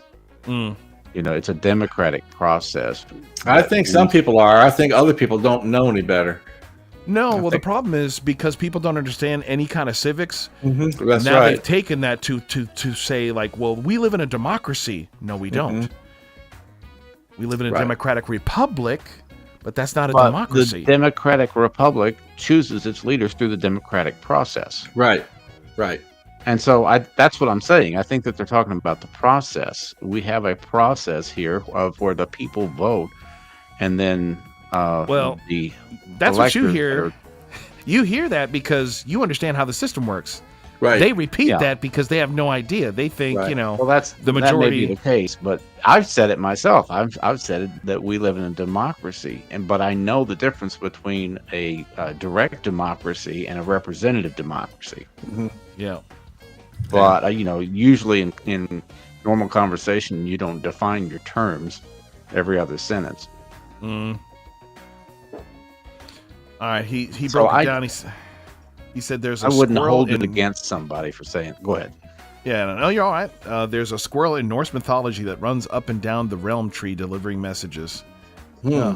So that's a downgrade from Hermes. Used to be you get your messages from a god, now you get it from a squirrel. I hope he doesn't get run over by a car. Oh man, Thor sent me an email. But the squirrel got hit by a truck. The squirrel got confiscated by the state of New York and euthanized. No mead for you. All these questions and name dropping has attracted an owl outside my window asking who. Woo! It's looking for a squirrel. Cannon. That's what it is. So Marcus, Funny. why don't you hook up your guitar? Why don't I what? Hook up your guitar to an amp and play for us. Well, I could do that, but my whole studio shut down. It would take a while to boot everything up. I just got home from work. Yeah, I just plugged in the Yeti microphone and just went from there. But I just got home from work not too long ago, so your Yeti microphone's not going to pick it up anyway. No, it's not going to sound good. I need to use my X32 Behringer mixer and go from there if I'm going to do that. And it's going to take a while to troubleshoot all that stuff. I'm not prepared. I just got long day, 12 hours, and it's crazy day. Here in Oklahoma, we've had all this weather, and tornadoes have come through here, and we've had crazy flights. And I work out at the airport, so it's absolutely crazy. We usually have 5 flights that spend the night. We had 9 aircraft that stayed overnight where I was at. So lots of work to do and not enough time to keep up with it all. I just hope that they call this thing tonight, man, because I am not trying to go. I'm going out of the country this weekend to minister with Paul Wilbur, and I am not trying to leave the country with an election being contested. I do not want to get stuck in Central America, man. Be prepared, because the election is only one aspect. There's going to be people who, expect riots, expect all kinds of stuff. They're going to do. Do you remember the first time Trump was elected? They tried to recruit the electors to not vote for him. Do you remember that? And so they're going to try all kinds of stuff this time. Getting elected is just. You're talking about after the election. After the election, that's right. Once the election is over, if Trump wins, don't be surprised if the lawfare increases. Don't be surprised if the Department of Justice is going to try and shut him down. What was that congressman that said they're not going to certify the election that we talked about earlier today? Yeah, Who was that guy? I don't remember his name. He was part of the January 6th committee. Yeah, and they said they weren't going to certify the election if Trump wins. It was a congressman. So winning is only part of it. We got to get him seated in office too. So that is the other thing. Have you ever lived in a time when something like these kind of comments were made where they openly stood against him? And now what was interesting to me is I seen that one of the leaders of Black Lives Matter came out and endorsed Trump. Yes, he did. So that's good. Jamie Raskin, that's the dude. We're not going to certify him. Well, okay. Well, we'll see. Yeah, because he claims that Trump wasn't eligible because he was convicted or something. Convicted of what? Look at the cases they threw at him. They're all bogus. Every single one of them. Whichever one you want to talk about, they're all bogus. From Georgia to New York City to Washington, the prosecutor that wasn't even. When you have a special prosecutor, they have to be confirmed by Congress, and then the investigation. That's what they did with Mueller, if you remember, right? Congress confirmed all of that stuff. Well, they issued this prosecutor, and Congress never okayed that, so he was just acting on behalf of the Justice Department. That's what got everything dismissed. And then what was he investigating? He was investigating the documents that they raided in Mar-a-Lago, but they never brought up the documents that Joe Biden had or the documents they found in Pence's place. So Trump's a felon. Well, so are these other guys then. If Trump's a felon, then Biden's a felon. So it's just ridiculous. Oh, yeah, good old Swalwell, the Chinese spy that loved me long time. Yeah. Absolutely. All right, crazy. I'm gonna. I know it's a risky, but I'm just gonna put this on for just a second. I'm curious as to what they're talking about over here in Louder with Crowder, but hopefully DePaulo's not being. Not violence. Anyways, back to the show. No, I'm not talking about that. See, there you He wants the Dexter, the left. I love it. Yeah. No, I do. I want the fucking. No, you don't. No, he's Yeah, that's risky. he's got a little bit of a potty mouth. Got a little bit of a potty does. mouth over there. Limited vocabulary is what I like to call that. But they got poll watchers everywhere in the swing states. They need him. And him and James O'Keefe and other organizations, but I don't think O'Keefe is live streaming. Mm-hmm. So that's why I was wanting to see like what they're. I wonder if there's a way. No, I can't feed my audio without feeding yours. Gerald, I apologize. Steve. Yeah. Because I'm watching I'm trying to look at their comments to see what they're talking about, but they've got 400,000 people watching, so their comments are going by so fast. Georgia just called 11,000, so they're saying that Kansas has called for Trump. Mm-hmm. 204 now. Yeah. Yep. I'm looking at Catastrophic Cannon, you asked how long until the next polls close? 18 minutes. 10 o'clock Central Time. The West Coast will all close. I'm kind of curious to see what Nevada's going to do. It's not a lot of electoral votes, but in the last two elections, they both went Democratic. Both election cycles. Yep. And they say that Trump is polling pretty good in Nevada. Well, the Nevada's funny thing hard. was. Go ahead. I was just going to say Nevada's a hard state to predict because, there's a lot of transition in and out of the state. Hmm.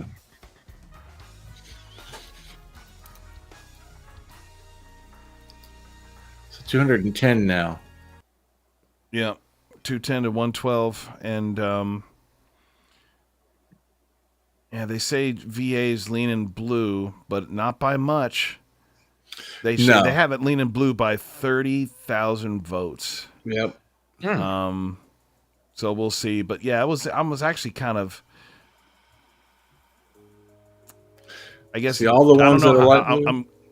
I'm curious as to how Trump did in comparison to the last two times. He got 42% in New York. Mm-hmm. She got 3.5 million. He got 2.6. Wow, man, there's hardly anybody in Vermont. Vermont's a total of 300,000 votes.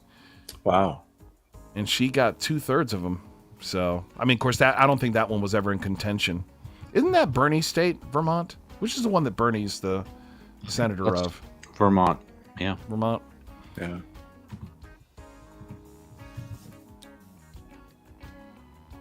So Virginia still, that could still go either way. I guess Colorado, she got it. Illinois is thinking lost cause because of Chicago. We should have heard something on Georgia or North Carolina by now. Well, that's what the people in I guess that's what they're talking about. And people in the comments are talking about, they're trying to steal it. Because like Georgia and North Carolina should have been called by now. Yeah, North Carolina should have been called. I don't know why they haven't. It might be real close. What are the numbers that you see? In North Carolina, he's hold up. It's 2.4 to 2.3. So he's got her by well over 100,000 votes. And in Georgia, he's got it by almost 200,000. So, What percentage? it says Reporting. 88% reporting in Georgia and 84% reporting in North Carolina. Ordinarily, when they get that high in a percentage, They just call it. they'll I call think, it. I don't unless think it's- I don't think they've called it because they're, either trying to do something silly or they're praying that, well, shoot, they don't pray. They make sacrifices to the devil. Mm-hmm. So Pennsylvania is 60% reporting, and Trump has got it by well over 100,000 there as well. He's Michigan's a little closer. It's only a 18,000 vote spread, 30,000 vote spread in Wisconsin. Minnesota, it's he's got Minnesota. Well, it says 5% reporting, but it's 100,000 No way. to 60. It says 100. He's got 100. I don't know how in the world it's 5% reporting with almost 200,000 votes. Does Minnesota have that many people in that state? What about early elections? How many people voted early? That's very true. But it's right Minnesota- now. Donald Trump's at Minnesota's 60%. a blue state. He's not going to win Minnesota. I think it's in play. He's got it by 60%. Tim Walz is from Minnesota. And that would be just like the Lord to smack him up in his face. The one state Ronald Reagan didn't win in 1984 was Minnesota. Hey, maybe they're tired of the dum dums. Maybe they're don't gonna. think so. I think that's maybe they're gonna just early- smarten up. I think that's the early rural results. When the big cities start coming in, Minnesota's going to flip blue. I could be Let's wrong. see. I hope I am. Let's see. NBC has called it for those states.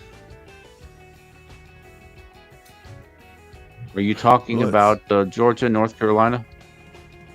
Brandon? Well, yeah, but Caps is watching Fox, so of course Fox is going to go ahead and call it. I don't trust Fox. No, you can't. It's controlled opposition, so Yeah, they like to say it's fair and balanced, but it's not. it's It's not. like They're Rhino controlled Republican. opposition. That's what it is. Yeah, so now I'm trying to find their early voting results, but they're just showing me what's current. So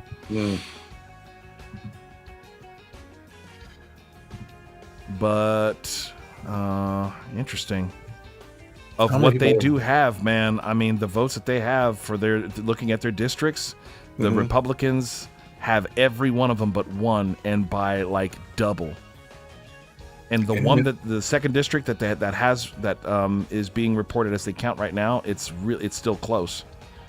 So let's see. We'll see. Watching and praying. What does the New York Times say? New York Times is saying one more for Harris, so it's 113 to Trump's 210. And his Trumpometer is going. It's almost all the way up. Arizona So, turned pink from blue. There you It go. was blue a little while ago. So this is blue. the Light blue a little while ago. Yeah, now it's light pink. The Trumpometer. So we're just going to call it the Trumpometer. I like that. So now it's saying he's going to get 299. So it went from 291 to saying he's going to get 299. Why is everyone talking about Calvinism? Are you being sarcastic or are you being jokey or? Who's Calvin running for? I said He's something not. earlier. It's all Justin predestined. Peters. Yeah, what are we worried about? It's all predestined. Why are we watching this That's in the right, first man. place? That's right, man. From the dawn of from before time began, this was all ordained. Forget about free choice. That doesn't matter. That's a monkey wrench in predestination. So I'm thinking maybe North Carolina and Georgia will be called at 10 o'clock. Maybe that's the only reason I can think of that they wouldn't have called them by now. is that they're 10 waiting o'clock until your 10 time? o'clock because 10 o'clock, yeah, Central Time. I'm sorry, you're on the East Coast. 11 o'clock your time, 8 o'clock West Coast time when the polls close. I would imagine you're going to see Georgia and North Carolina called for Trump. Yeah, what's interesting is And that they're another light pink. They're all light pink. They weren't light pink earlier. Here's an interesting point of discussion we could jaw on for a little while. Do you think America will ever elect a female president, like without a bunch of tomfoolery? You I think it's possible. Yeah, absolutely, I do. I think it's possible. What do you think, Rod? I don't think America will elect a woman liberal. I don't think a woman liberal, no, but I think a woman president, yes. I think if you got somebody like Tulsi Gabbard, or let's see, who was the woman? Kay Bailey Hutchinson was a Texas Republican. Yeah, somebody like that is good. See, Hillary Clinton was always acting like a hawk. And I never really bought that she was that much of a war hawk. I think she just wanted to project strength. Yeah. And because she knew that as a Democrat, that would be the biggest knock against her. And I think Bill Clinton was the same way. I think Bill Clinton wanted to look like he was, behind the military and everything, because he came up in that counterculture generation that was against the military. And in order to sell themselves as moderates, they had to look like they were strong on national security. So I don't think a woman that is perceived as weak on national security and crime is ever going to be elected. And she's weak on crime, that's for sure. Speaking of, well, look Canada. at all the people look at all those people she threw in jail and smoking marijuana. There we go. Sorry about that. My all right? my internet kept cutting off, so I thought, well, my Ethernet cable was plugged into my Behringer because I use the app on my computer when I do the recording studio stuff. So I had to switch out to my Ethernet from my modem and just had to make that switch. When she was the DA, well, not the DA, the Attorney General of California, or was it California? Or was it San Francisco? Who's the Attorney General of California? Oh, Kamala. Yeah. Kamala. No, it's California. Yeah, I mean, she was basically using the prisoners as slave labor. I wouldn't necessarily call that hard on hard on crime. Because then when she got in Senate, she was telling posting bail for the rioters and telling them to keep on doing what they're doing. So right.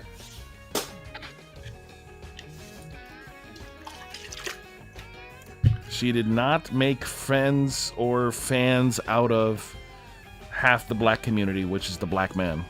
Yeah, that's her problem. One of many.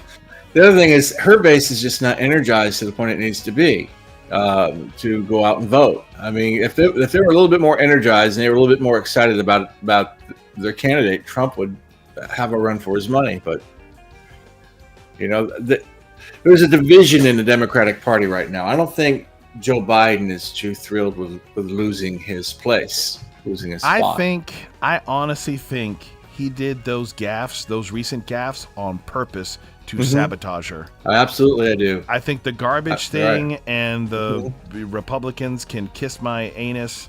Putting on the MAGA hat, that was great. Yeah. Yeah. And he smiled in the camera, he looked for the camera, and he's like, "Yeah." You know what that look was? That look was a big middle finger to he can't stand that woman. No.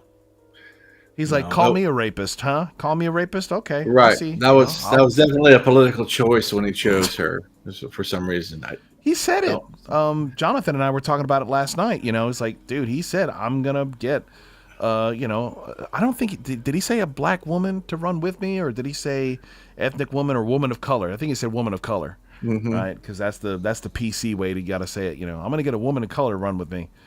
That's, had nothing to do with qualifications, everything to do. It's basically, this is what I don't understand about the modern Democratic Party. It's the opposite of what MLK was about.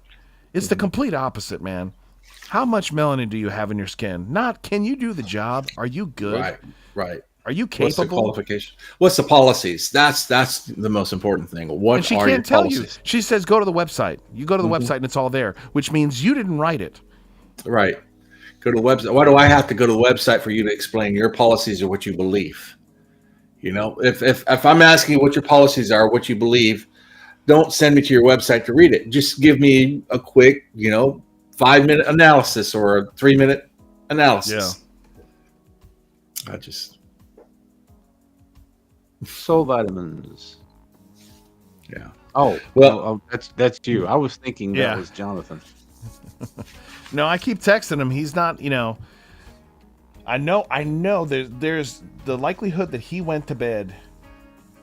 I'm gonna grill him in the morning, be like, dude, we did 4 hours, hopefully not 4 hours. I'm hoping they call this before midnight my time.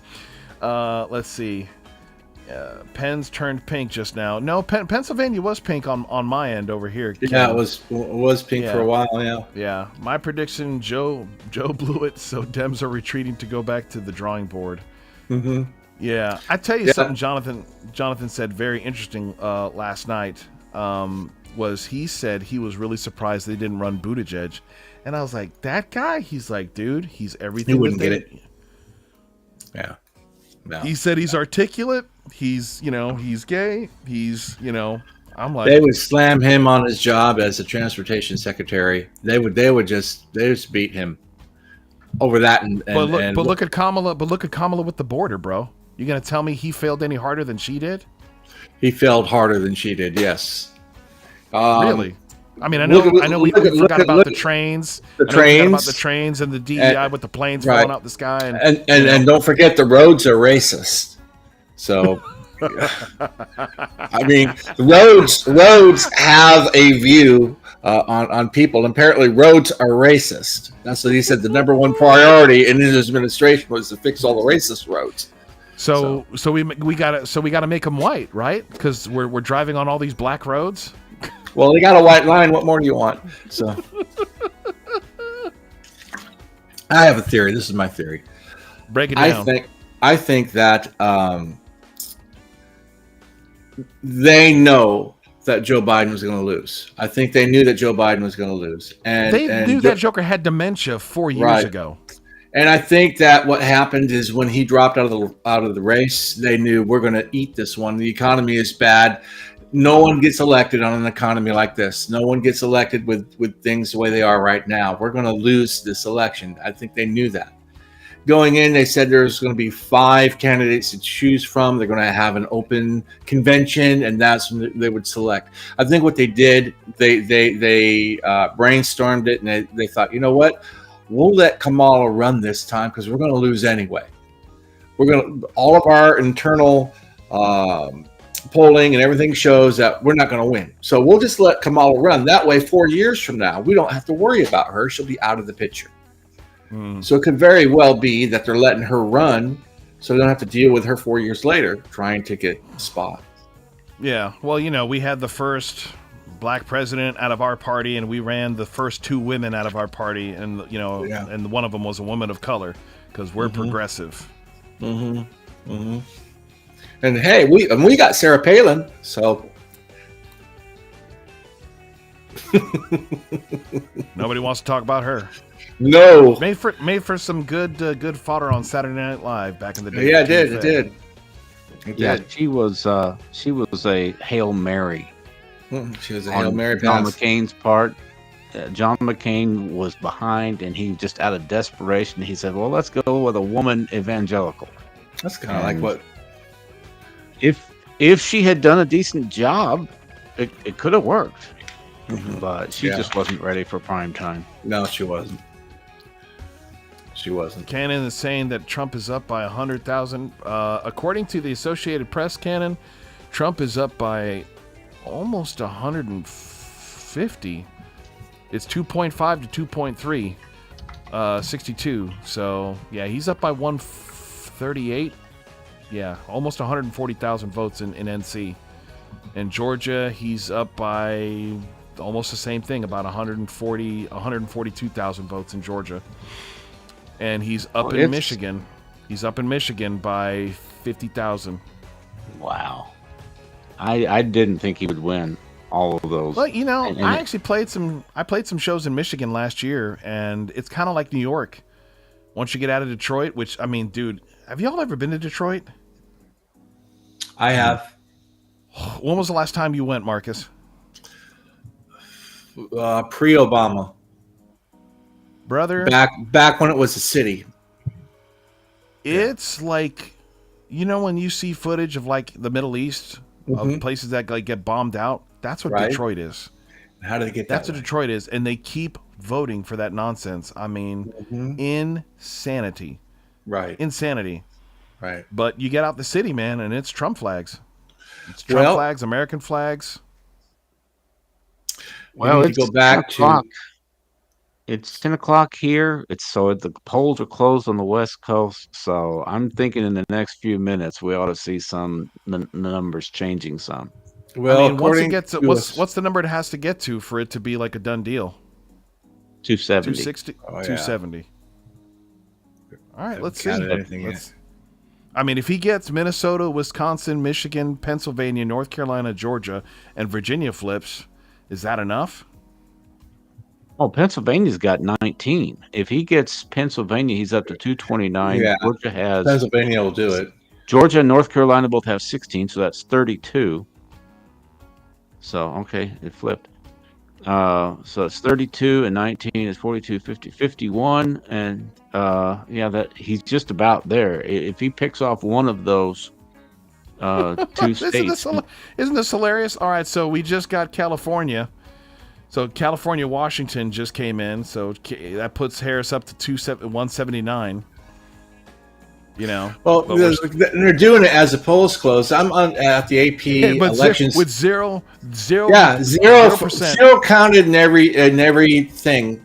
I'm at their website right now looking, and they don't have anything counted yet. Their polls just closed, and they just flipped it blue. They already called it. They already called it without counting anything. Amazing. I wonder what they're doing in other states if they're doing that in other states. Incredible. Well, I think you got to figure that based on the history of California over the last 30 years, Reagan won California, but that was back in the 80s. Right. Wasn't he the last one to win it?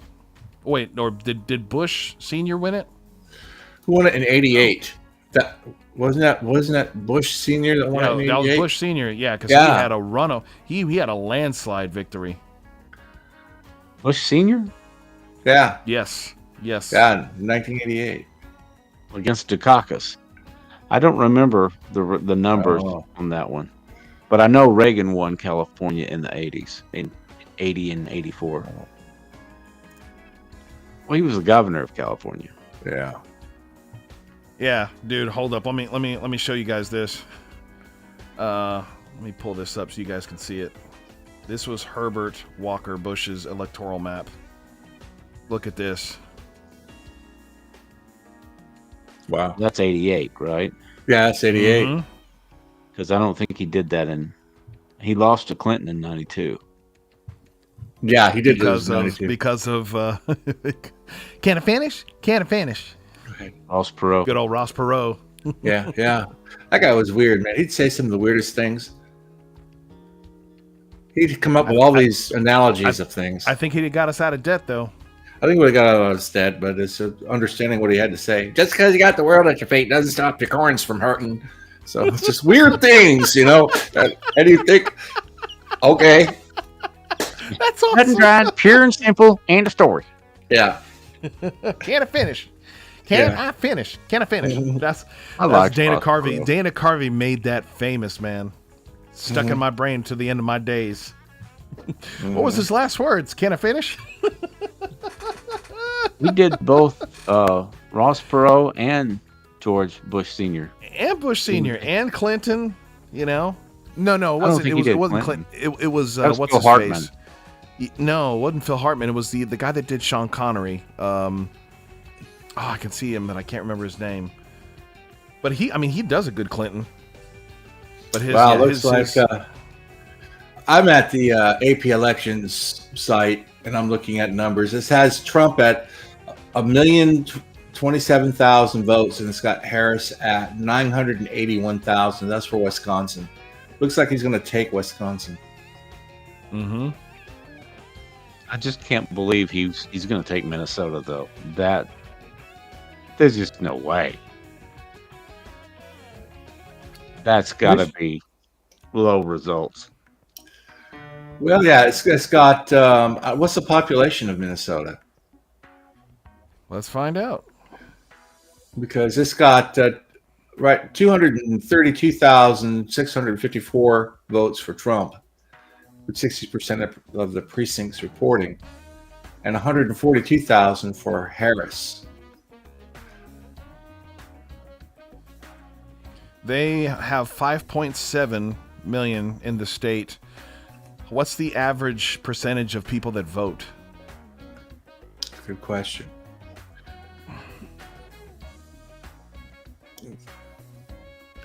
The real question is, did people turn out for Kamala to vote for her? How many people are voting because they don't like Trump, as opposed to how many people are voting that don't like Kamala? Mm. You know, or support Kamala. How many people are coming out to support Kamala, as opposed to how many people are coming out because they don't like Trump? Yeah. Well, they got 50% of Arizona, and it's close. 3,000. Yeah, it's really close. He Nothing doesn't for need Nevada Arizona. yet. If he wins Michigan, Yeah. he doesn't need Arizona. I don't know if he's going to win Michigan or not. You don't have, like, this is where Kamala, for example, 142,928. But it's only 37% of the precincts reporting. So 37% of the Democratic precincts reporting. I mean,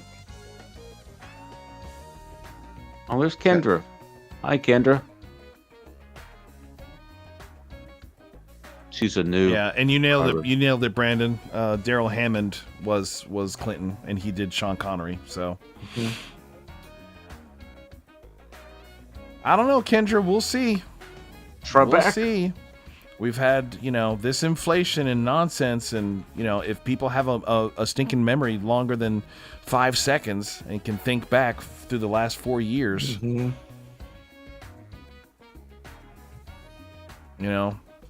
Or anybody that's, gosh, what was it that I went to go? I was getting something from the grocery store, and I was just like, I'm standing there for 10 minutes trying to decide what I was going to buy, because I was like, I couldn't get over the price. I was like, why am I paying this much for this thing that has never cost this much in my life? I just sat there just in amazement. I mean, just dumbfounded amazement, just stuck in the floor in the grocery store just 2 days ago.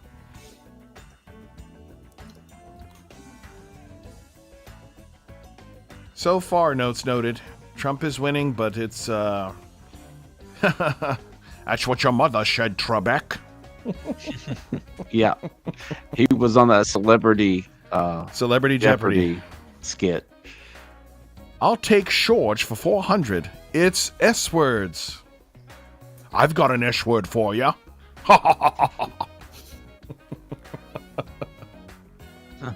The rapist.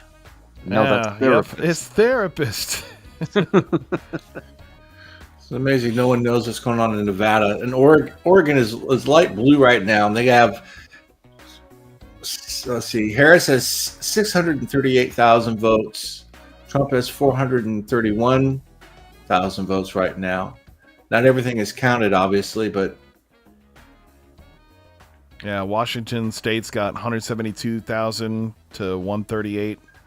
Yeah, but right now, Kamala's ahead 58% in Oregon. And it's light blue. Why is that even light blue?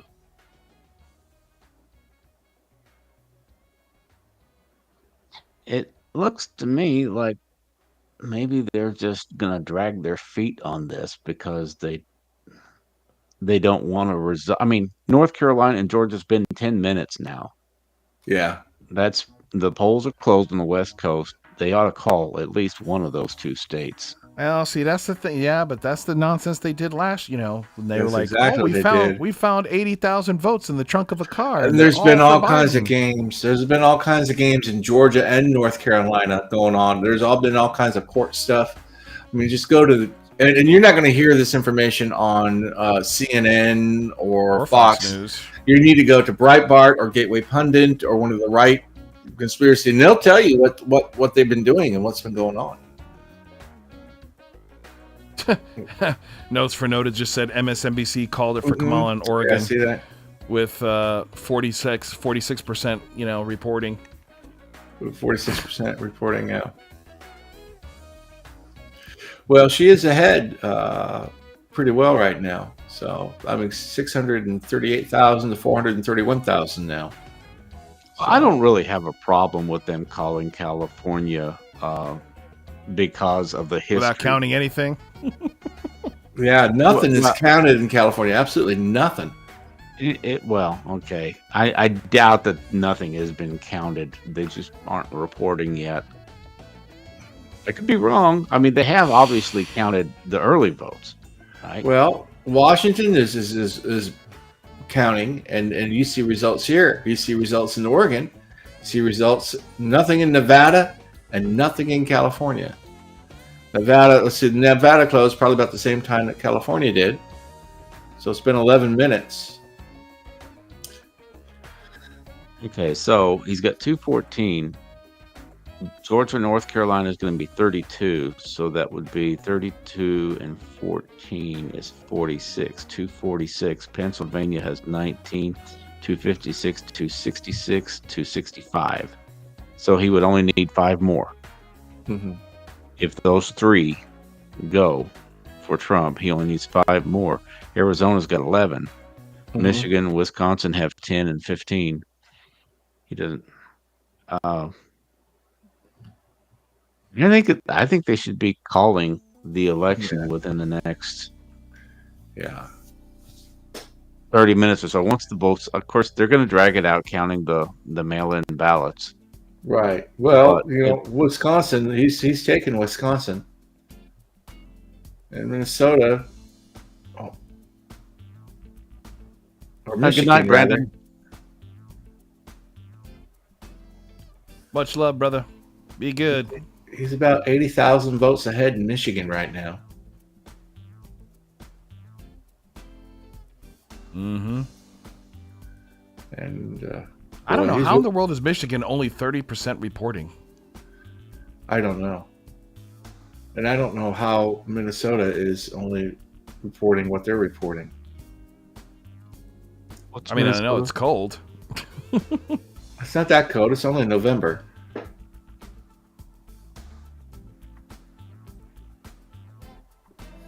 Boy, he's way ahead in Minnesota. He's got 60% of the vote right now in Minnesota from what they've counted. It's crazy, too, because New Mexico's, I mean, they just closed, or, when did they close New Mexico? And it's 67% already? Yeah. But Minnesota and Wisconsin and Michigan can't, or PA. Shenanigans, man. Pennsylvania, he's 200,000 votes ahead in Pennsylvania. Yeah. Percentage. Yeah, and they notes just said notes noted for you said NBC is predicting that she'll lose Pennsylvania. Yeah. All right, Rod. We're going to start calling you a prophet after this. The prediction that turned me into a prophet. What God told me about 2025. Hey, man, maybe you'll get your first. That video got 4,000 views. I had no idea people were going to want to hear what I was predicting. I thought I'd get maybe 1,000, 2,000. But that video did pretty good. I should have just said my prophetic insight into this election. That's the problem with integrity, isn't it? I'm careful with prophetic insight because you're saying now God said. And if you're saying God said to promote your point of view, that's very dangerous. You're doing nothing but giving Justin Peters fuel for 20 videos. And he would be right. That's dangerous. If you say God says, because just to reinforce your opinion, That's Yeah, I then you was, would be like, I was just saying that in jest because there I know you are were. people, yeah. there are Yeah. people who will say that because Oh. it's clickbait. For YouTube views. Mm-hmm. Yeah. Yeah, you're right. Flame of the Spirit says they trust you more than many other YouTube prophets. So, yes. Some people maybe, but I tell you what, I don't have hundreds of thousands of subscribers like some of these YouTube prophets, Mm-hmm. Well, and I'm fine with that. Well, let me ask you: have you seen what any of the YouTube prophets said about this election? Has there been anything? that's what we did. We did the live stream on together last week. That they were Okay. silent this year. Well, They I found one. suspiciously silent. I found one. I forget what his name was, but he was saying that, and he wasn't endorsing any candidate, but he was saying if Kamala wins, there's going to be a civil war, and if Trump wins, there's going to be a world war. That was his prediction as a YouTube prophet. Interesting. I would Yeah. think it'd be the other way around. Yeah, I would think so too. Yeah, I think Robin Bullock made a prediction. That's the guy with the mullet. Mm-hmm. You guys know who I'm talking about. Mm-hmm. And somebody told me after that live stream, Gabriel, that there were a couple of YouTube prophets who made a prediction this time. But I didn't hear anybody say anything. I think everybody's trying to keep a low profile, and I think maybe they learned their lesson from the last time. Yeah, I mean, this thing's not over with. If they call it for, I mean, if the news organizations call it for Trump, we still have the whole certification thing to deal with. There's going to be contesting. You're going to have contesting for 3-4 weeks. They're going to want to do recounts. They're going to want to. It's going to be all kinds of things. They're not going to give up. I would be surprised if Kamala concedes, even if she clearly loses. I think they're going to want to count. They're going to want to count extra votes. I don't know. You know, I think it's now this is just speculation, but hey, that's what we're here for, right? Eat up some time. That's right. We're here just hanging out on the couch having conversations. It was interesting watching Rogan talk with I was listening to him talk to Trump, listening to him talk to Elon Musk, and listening to him talk to Michael Malice months ago, actually. And it was very interesting that two of them speculated that she was like that they had on a lot of anti-anxiety medicine because of how she was acting in certain videos, you know? And I think it was all fun and games the first few weeks, you know, especially when there was excitement, you know? And I think with all the gaffes, especially after that Brett Baer interview, right? I think that woman is ready to run for the hills. Yeah, I think she doesn't know what she got into after Brett Baer, and you know, she doesn't address any even a softball interview she can't handle. So she can't. I think she's probably praying right now. Not that she's a praying woman, but I bet you she's praying right now. Be like, please don't steal from me because I do not want this job. I think anybody that says Jesus is Lord and you're in the wrong rally, I don't think they do much praying. What they do is they do a lot of wishing, and they call that praying. Yeah. Oh, I wish, or I pray. And she said it so fast, you know, that was an honest response. That was an honest response. That's right. So that's what gives me pause. I think the party would might try to, you know, they might do some, you know, well, we need to look at this, but I don't think you're going to get much fight out of her. I think she's ready to go off into the sunset, and, you know, it's still in the red form. It's still predicting 299. New York Times. 50. No, I'm sorry. It's an 89% likely chance of Trump victory. 89. They're predicting they're predicting 239 for Harris, 299 for Trump. And he just went up to 230, which means we just got something. What did we just get? Yeah, we just get.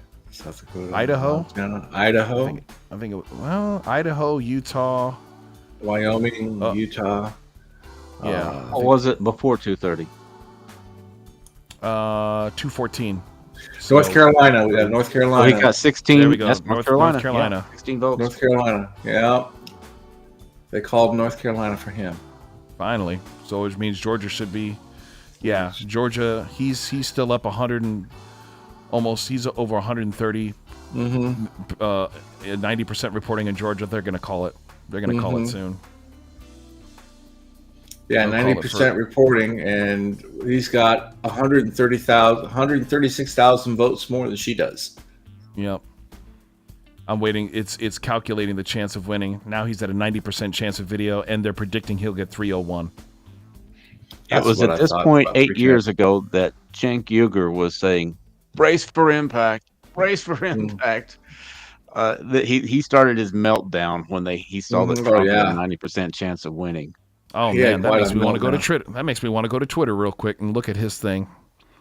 That guy is really. He's something else. He needs Jesus. John Moore. He does. See you, John. John's been with me since I had less than 1,000 subscribers. That's awesome. Murillo Voigt, are you a friend of Gabriel, or are you a follower of me? Or I don't remember seeing that name. I can't see. Let me see if I can see where he's watching from. It doesn't say.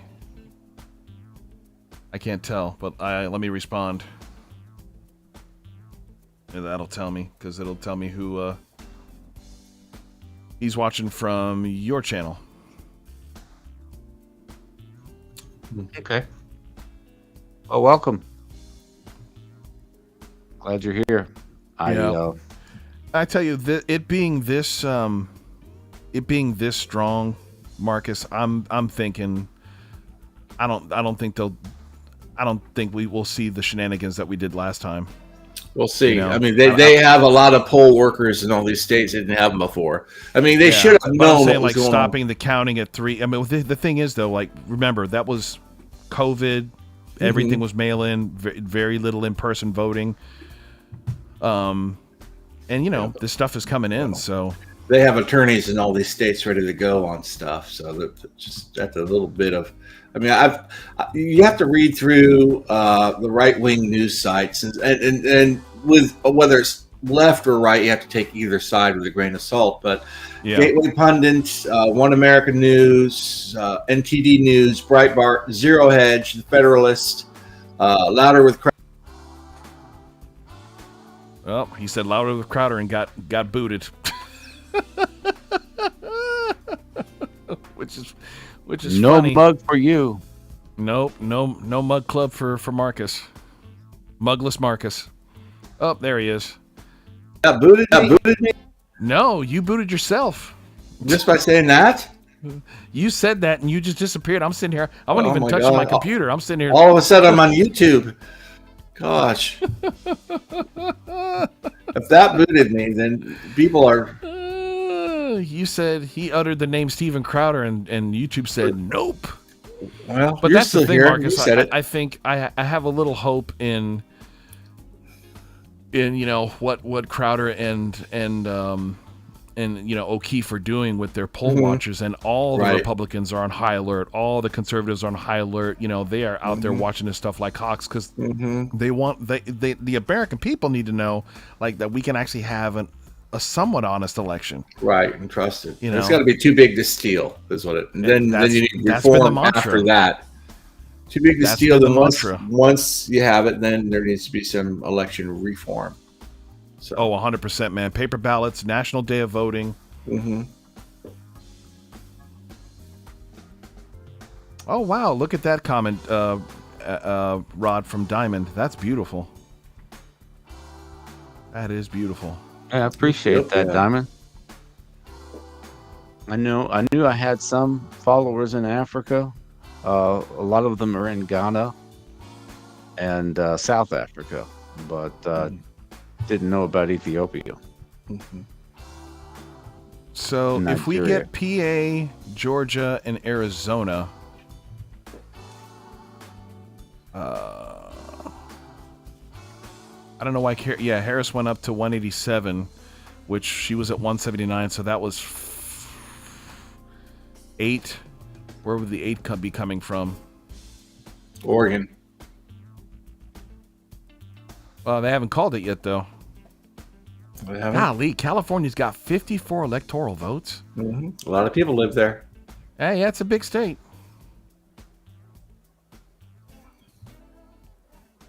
Kind of criminal, man. Flood it with illegals and. Mm-hmm. What did she have before 187? 179. So that she picked up 8. I think Oregon's bigger than 8. No, there it is. Yeah, it's 8. It says right there 8 electoral votes, and it just turned fully blue. Yeah, it turned fully blue. That's why I say Oregon. With 58% reporting. Yeah, I think honestly, they haven't called Georgia and PA and some of these other ones for ratings. I think they're trying to keep get the advertiser dollars. I think you're right. They're going to wait on the swing states. They didn't want to keep the suspense going. Mm-hmm. Keeps everybody online, keeps revenue going. You know, look how close Arizona is.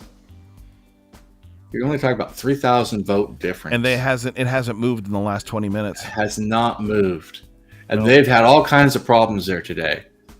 There's lots of articles on some of these right-wing sites of some of the problems they were having.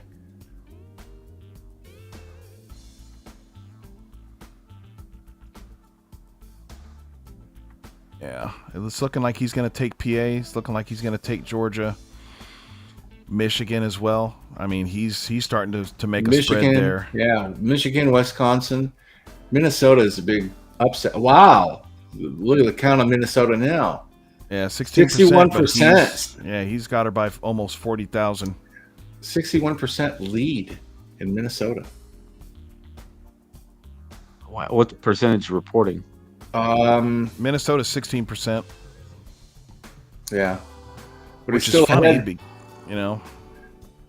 Yeah, he's still ahead by 130,000 votes, though. That's it exactly right there. Flame of the Spirit. Everybody wants that YouTube AdSense. They can't let this thing go too early. Mm-hmm. But I think I don't know. I think you're right, Rod. I don't think this thing must pass midnight. I think by midnight it's done. Or make midnight your time. So. But even then, man, if they're already calling Washington, Oregon, and California, I mean, Oregon's got 58% counted. Washington's 58% counted. They know who's won PA. They won who's called Georgia. Same thing with these other ones. I think it's advertising dollars at this point. I think so too. I hope that's all it is. I hope that they're not. Oh my gosh! Last election, look how early they called Arizona. Fox did it, and they weren't even closed with their polling yet. There were still people casting votes. Hold up, I have to show you this this thing from Cenk Uygur. Oh my gosh, this is hilarious. Is he melting down? You're going to see a lot of people melting down now. Well, the fact that this joker even admitted this is absolutely hilarious. Look what this joker wrote. So either side can still win, but here's what turned out to be BS: a Kamala Harris landslide. Was anybody calling for a Kamala Harris landslide? Yeah, CNN was. I knew I shouldn't have believed all the optimistic Democrats who were buried in their delusional bubble. Here's a lesson Democrats will never learn. People hate the establishment. Like you are the establishment, Joker. Mm-hmm. Yeah. What a Riri. That dude is something else. Is he just saying that the party that's in power is the establishment?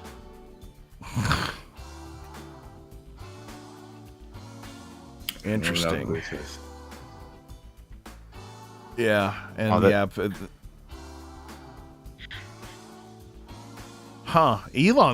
Elon seems to think it's a done deal. He just posted. He said, "Game, set, match." We'll see. He might be posting that just to trigger some people too. So maybe. We'll see. I mean, I actually was kind of surprised I didn't see more of the photo of the gunshot, resurged the last week, at least the last few days.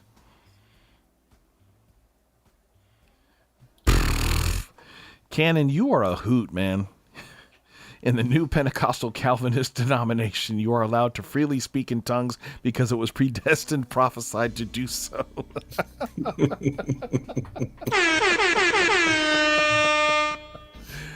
That's funny. Mm-hmm. That's some good humor right there. Oh boy, he's got Alex Jones on. And I think Pennsylvania is, obviously very close to going for Trump, despite all the fraud and stuff we've seen. And if Trump wins, which I think it's looking more and more like he will, if you look at the electoral map, we are going to see a meltdown like we've never seen. The top Democrat strategists have been talking about Civil War conditions, not certifying the vote. Carville's been talking about armed uprisings because Trump's Hitler's going to come kill black men with no evidence. Whoopi Goldberg says he's going to ban interracial marriage. There are a lot of crazy people that believe the BS they've been fed. They also believe the Democrats when they say two men can have a baby. World War III is on the table here. This is a referendum on that. Trump's got a lot better team around him right now to try to drain the swamp. They've promised to hold this up for weeks, but if it's a decisive victory tonight, I don't know. From the numbers we're seeing, like you just said with Georgia and other things that are happening in Pennsylvania, goes for Trump, then I think you look at the electoral map, that Trump could be declaring victory tonight. Yeah, that's what it's looking like. So that's why I didn't put him on camera, Flame of the Spirit, because he's the most banned man in the world. Isn't that crazy? Mm-hmm. Yeah, this thing ain't moving an inch because they just trying to run up some ad dollars. And the fact that they haven't put in anything for Nevada yet. Yeah. Well, they've had some shenanigans over there today. I've seen a couple different articles. I didn't have a chance because everything was falling apart at work today because of all the storms and stuff we were having. But they had some weird things going on in Nevada. Okay, Minnesota's light blue now.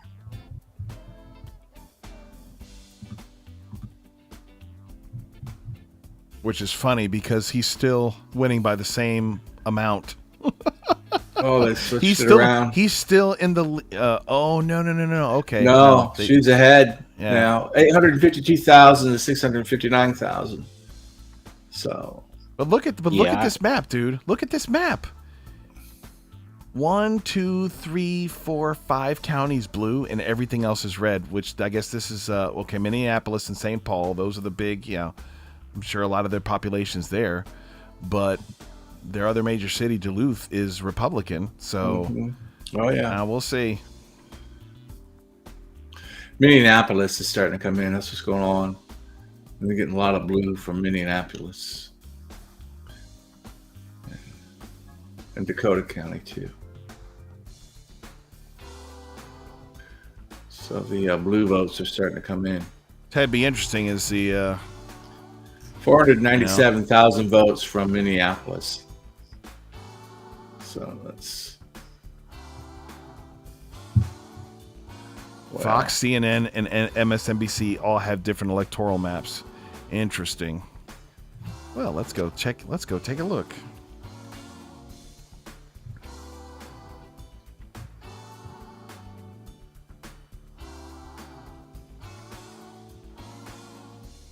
Interesting. Yeah, this is really different.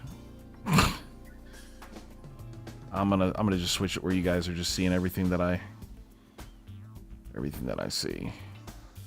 So this is the Fox one. This is the AP one, which they're not calling. So they have, because they haven't called California yet, even though they had some issues in Maricopa County today. That's a big surprise. Yeah, and so Trump is still ahead by 3,000 votes, though. Yeah, they're saying 192 now for Harris, which means she got something else. She got Minnesota. Or maybe they haven't called it, right? Nope. What percentage have they counted in Minnesota? It's 47. 47%. But this totally flipped. Yeah, but they're not going to call it under 50%. I wouldn't think if it was in any question. I don't know, man. This is not going the way I expected it to. With Wisconsin and Michigan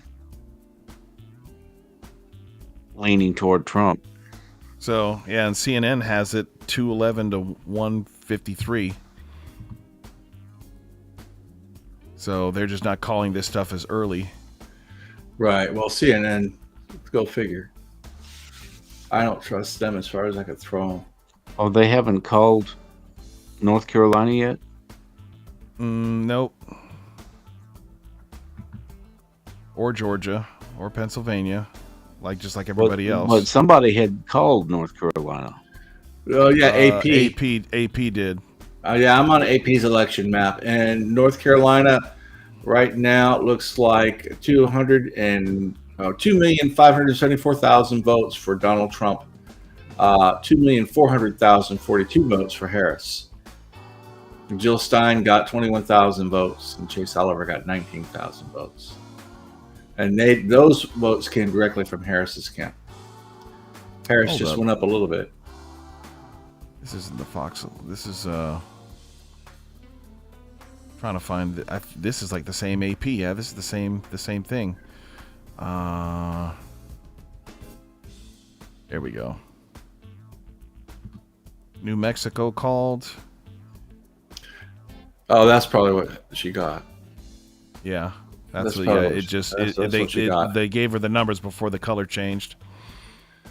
Yeah.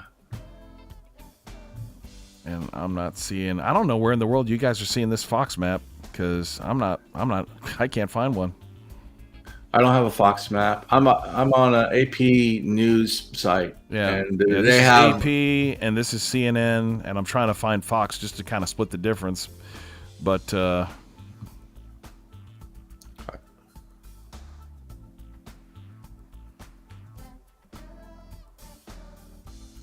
yeah, it's just pulling up the Associated Press. So,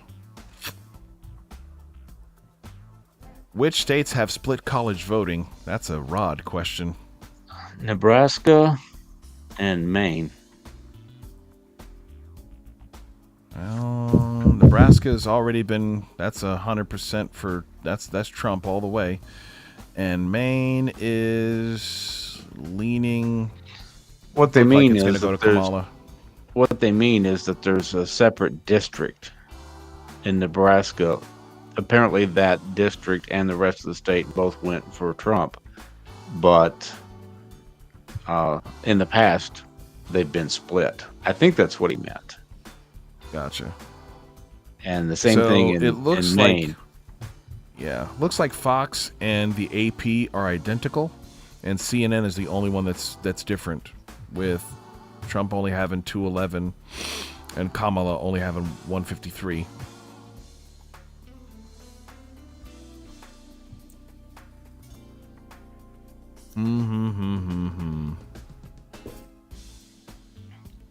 Interesting. Stop sharing my window for some odd reason.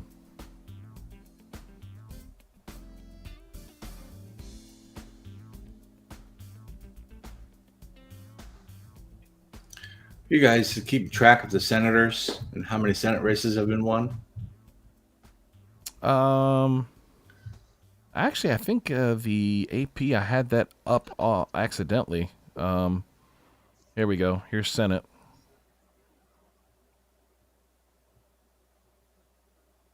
So far, the Dems have lost 2 seats.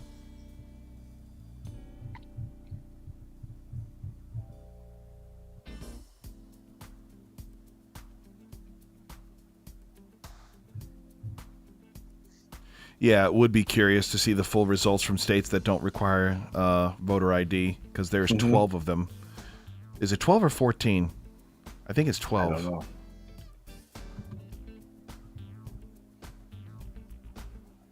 Hate this 12 thing or 14 changing. for what? for states that don't require voter ID.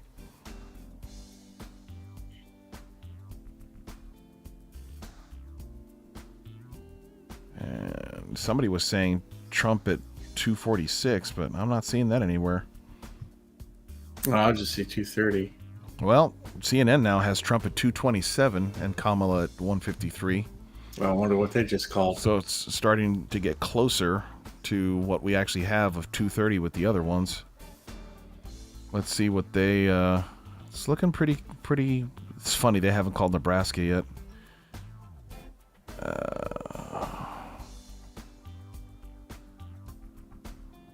I tell you, can we just Florida the United States, where they paper ballot and hand count that junk and had it done so they could go? You know why they have to do that? Because everybody in Florida goes to bed by 8 o'clock.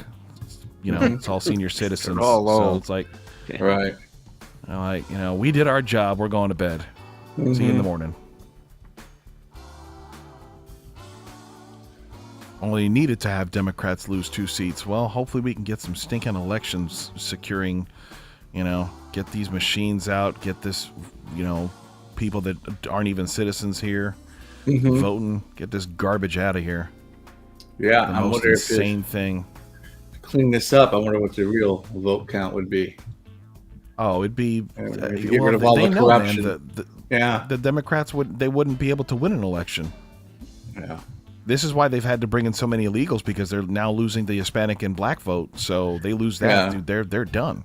That's one of the things that they were complaining about. I read an article where they were people standing in line for hours, and they were escorting people to the front of the line that couldn't speak English so they can vote and get them out. Well, I guess I should have everybody start saying, ¿Qué? No entiendo. Just teach them those 2 words. Voter ID is federal law, so I thought, well, apparently not. Apparently that's a states' rights issue. It's a state rights issue. Yeah.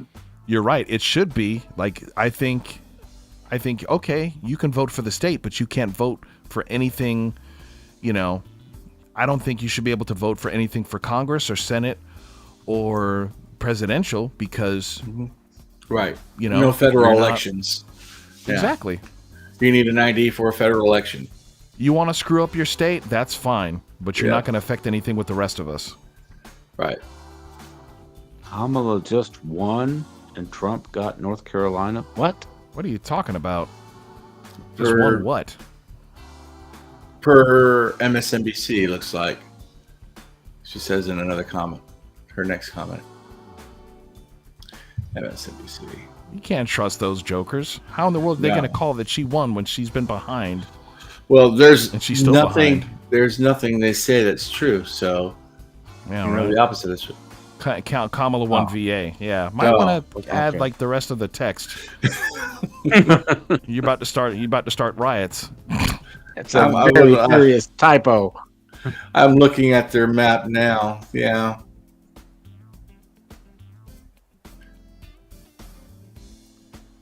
Yeah, she's got to do some serious catching up in Michigan and Wisconsin. Yeah, she does. Yeah, it's like they're refusing to push anything, to call anything else for Trump. They're letting her. I'm telling you, man, this is stinking. This is the modern football. It's the WWF.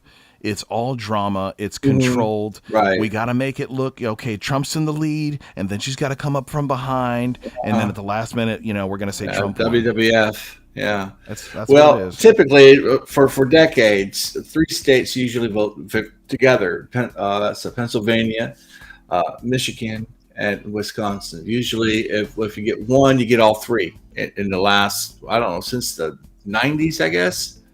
So he's ahead in Pennsylvania. We'll see, because these other 2 states, he's doing pretty good. Even MSNBC is posting numbers where he's ahead by 51.3%. Gosh, 47%. DC, they shouldn't even let DC vote. Look at that nonsense, man. Bunch of stinking government. Kamala wants another state. Oh, yeah. And add a couple more. What, Senate. Puerto Rico? Yeah. No, she wants to make they wanted to make Washington D.C. a separate. I think thought it was. Washington, D.C. I'm and Puerto looking at it right now. It says 3 electoral votes in D.C. Yeah, but they wanted to make it separate like a state so they can add 2 more senators. Oh, gotcha. Oh, there's That's no back when they're talking about packing the court. When they're talking about packing the court, which is what FDR tried to do too. So,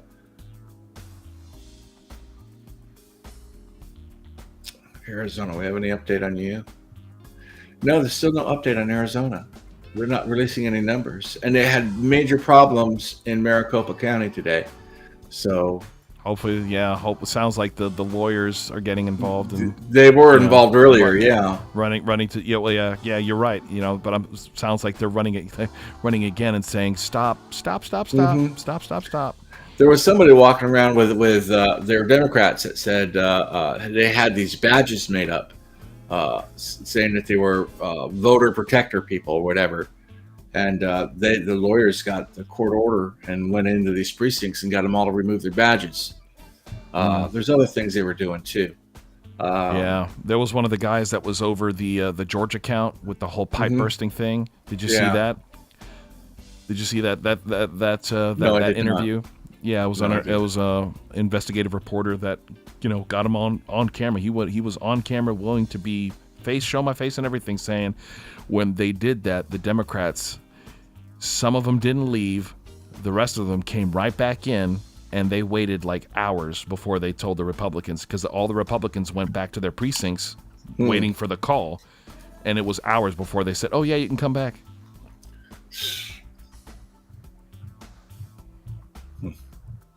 Well, hey, that was 4 years ago, so what are they going to do? I'm like, put them in jail, so that'll tell people don't do that. There's still laws that are broken, and I don't think that there's been any statute of limitations that implies as of yet. Listen, man, you only go to jail when you're invited into, government buildings, and then they accuse you of being an insurrectionist, and then you only go to jail if you're Republican. If you want to know the truth, they don't prosecute. They don't prosecute Democrats. No, man, they have the vice president here that she'll bail you out. Georgia's showing 95%. Yeah, why aren't they calling it? Yeah, drama. It's just and Trump is way ahead in Georgia right now. 2,553,000 votes. Trump, and I'm rounding it. Kamala Harris, 2,418,000. So she's behind by over 100,000 votes. Yep. At 51% to 48.3%. Arizona's up to 50% counted, 49.8 to 49.4. He went from being up by 3,000 to being up by 7,000. Let's see if they're basically waiting for Tucson, whatever county Tucson's in, Phoenix, which I think Phoenix is Maricopa. That's the main one. Right. And this Maricopa one up here. County looks like he's caught up in Maricopa County because she was way ahead. So it looks like Kamala Harris has 563,000 votes for Maricopa County, and Trump has to 539. So 539, yeah. We'll see. If he wins Georgia and Pennsylvania, he doesn't need Nevada or Arizona. No, he doesn't. Those 2 states will put him over. Yeah. Because that's 19 and 16. And that's not even counting Washington and Michigan. Yeah, and he's got it, dude. He's got those. He's Pennsylvania. He's up 200,000 with 81% reporting. He's over 100,000 in Michigan and over 100,000 in Wisconsin.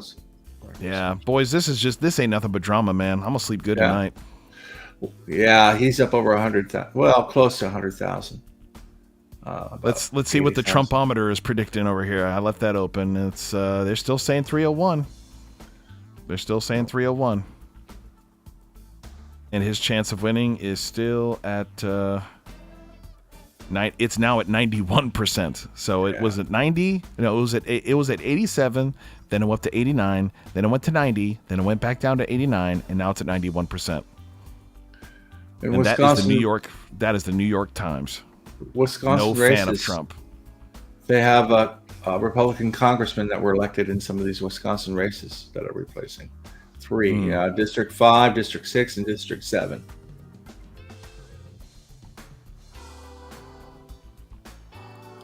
Who controls the House right now? The Republicans do. The Senate is controlled by the Democrats.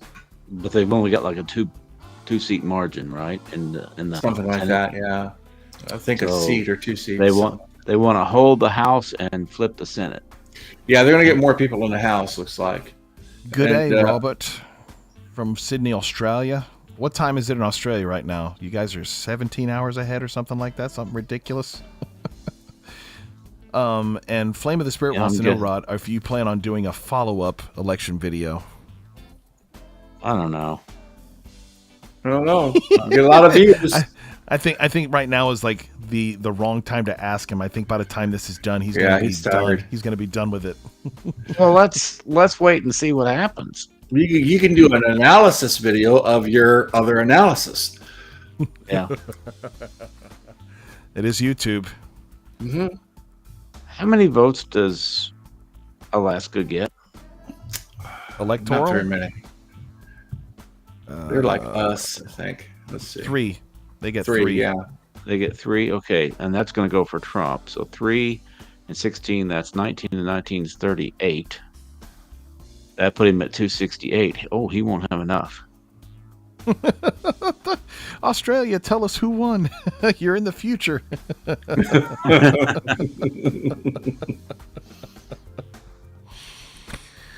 Oh my gosh.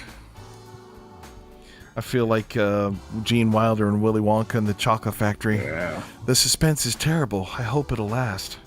Mm-hmm. Yeah, Trump is way ahead now in Arizona. He's at 7,000. He's ahead by 7,000 votes. It's a better lead than the 3,000 he had earlier. That's most funny. Most of Maricopa is counted. Looks like This is really at this point. Is Nevada gray or is that light blue? It's Nevada's gray. still gray. They haven't reported at all. Nothing's being reported. That's another state they've had problems with. Well, it's the gamblers. That doesn't surprise me. Well, so far none of the swing states are blue, or even light blue. You think with all the gamblers though, and all the waitresses, and no tax on tips thing would cause them to vote for Trump? Mm-hmm. No, but she co-opted that. No, she doesn't mean it, and everybody knows she doesn't mean it. She's lying through her teeth. You kidding me? Where in the world are they going to get the money for all this stuff they want to do? And they keep on giving all this money to Ukraine, right? And Lebanon and all these other places. So, and CNN just gave Kamala. I think they gave her California and something else. So Trump hasn't moved on CNN from 227, but Kamala went up to 165. Well, according to stats on California right now, Kamala has double the votes that Trump has. 4,469,000 to 2,679,000. And isn't that one of those? I think that's one of those states that they don't have any voter ID laws. Yep. And loaded with, I'd like to know how many of those are illegals, how many of those are mail-in ballots, how many of those are fakers. I'm telling you, dude, I think they'll have another mass exodus over there. They need to. They just need to abandon it and just give it to Mexico. Oh, well. Actually, you know what my idea is? You know what my idea is? Take over Mexico. I'm becoming the older I get, I'm becoming an imperialist. No, don't make it a state. Make it like Puerto Rico. Do like the British did with India. Just take it over. It's a mess. They're not going to get those drug lords out, and the CIA is just making money off them. So just take it over. You fix the drug war. You fix the problem with the CIA, and you fix the problem with the border. Well, the problem is your solution makes too much sense, which means you're probably not going to do it. At one point, though, this was in one of Dinesh D'Souza's movies, where he talks about the history of Mexico, how we occupied Mexico and we gave it back to them. And then, and look how that's working out for us. Yeah. But when Texas became a state, all those all the Hispanic people that lived in Texas at the time got to stay where they were. So it wasn't taking the state from anybody. I mean, everybody that lived there got to stay where they were. But 230, 205, well, she's gaining. No, it's been 205 for a while.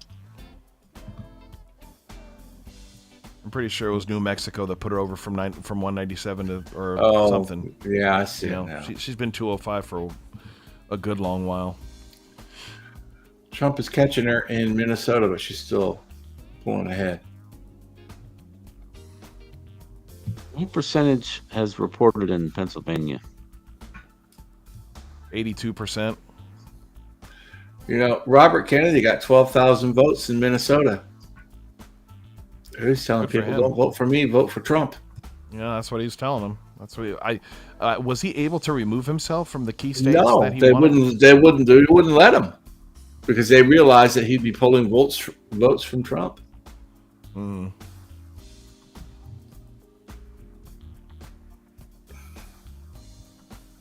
What's his lead in Pennsylvania? 200,000. Yeah, that's the last I looked at it was that too. Yeah, Trump's leading Wisconsin, 10 electoral votes. More than that now. He's leading by 2,741,000 for Kamala Harris, 2,960,000 for Donald Trump in Pennsylvania. Oh yeah, it just jumped up. You're right. It jumped up dramatically. So 220,000. So it's reporting. Yeah. So if he gets Wisconsin, Michigan, PA, Georgia, let's do the maths because that's too much for this musician to math. That's 25 and 35. That's 60.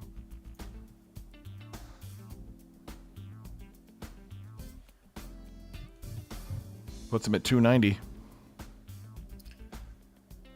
Mm-hmm.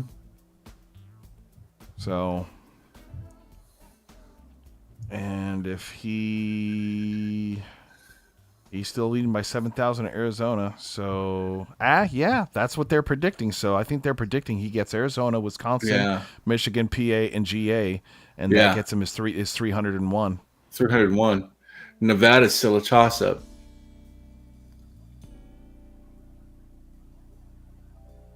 What's going on in Nevada? So their 301 includes 5 states: Arizona, Georgia, Pennsylvania, Michigan, and Wisconsin.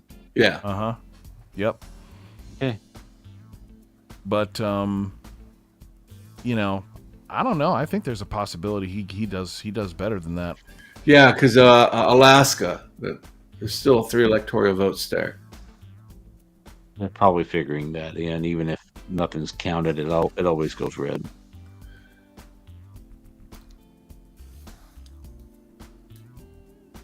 What's the total amount of electoral votes?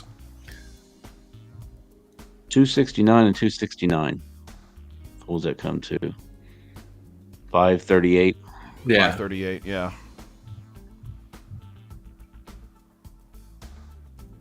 So, assuming, I don't know, let's just say she gets Minnesota.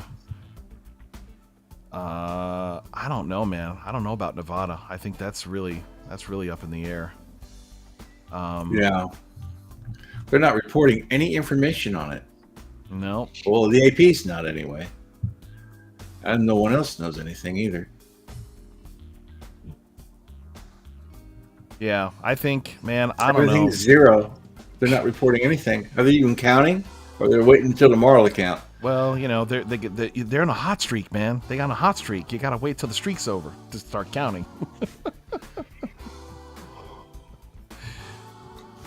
I don't know, man. It's bizarre. It's the only state there's no information on. I think there's a good chance he does 314. Yeah. There's a chance. Which would be Nevada and Alaska, along with the ones that that he's leaning towards taking. Yeah, the other 5 states. Yeah. Yep. That's not a landslide, but that's that plus the popular vote. That's a strong victory. We'll take it. And what I would be interested in is how many congressmen get elected and how many senators get elected. Do we win the House? Do we win the Senate? That's what I'd like to see too. I think so. Now, So the the main download thing is too big to rig. If Yeah. he's over 300, yeah, she'll have to Mhm. concede. And there's no tomfoolery. There's no, we're not going to certify this thing. It's like, dude, he did 314, he did 301, he did 310. It's like, yeah, you guys lost. It You doesn't lost mean that soundly. it doesn't mean that she's going to concede, though. I mean, it depends. She might be done with the whole thing and just won out. I honestly think she's done. I think she's probably wind up already. And she'll probably have somebody come out, to be like Hillary did, She concedes. That was funny.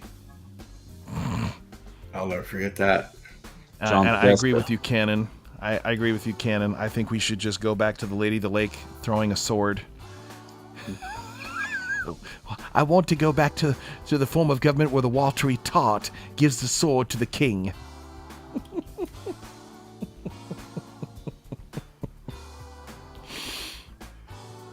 Oh, man. Peasant.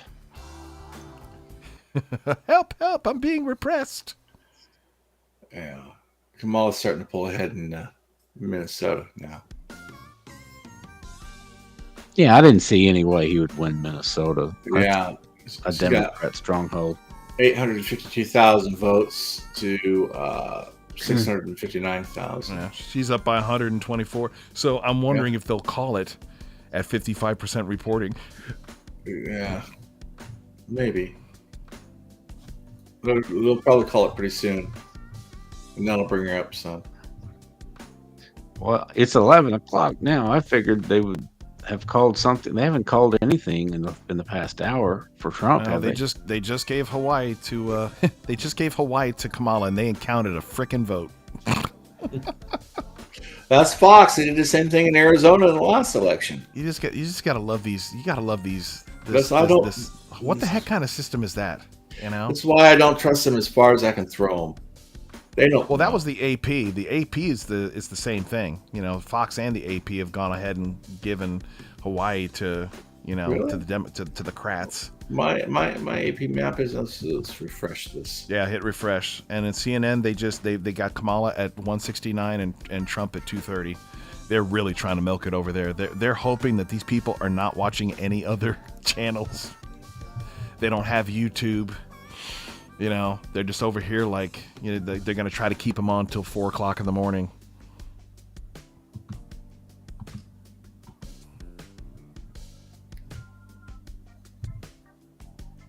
Yep, they gave it to her. They sure did give it to her, didn't they? Huh.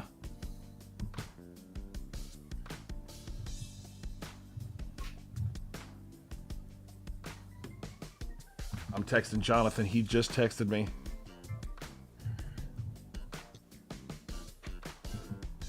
Oof. Shoot, I just realized I got to get up early to take my daughter to school and take my wife to a doctor's appointment. Oh, man. Y'all, I think I might... Okay, so they just gave her... Okay, yeah, that the 209 was the Hawaii, even though they still haven't counted one vote. And CNN just went up to 182, so they just gave her something else. They gave her Hawaii and something else. I don't know what. I can't tell.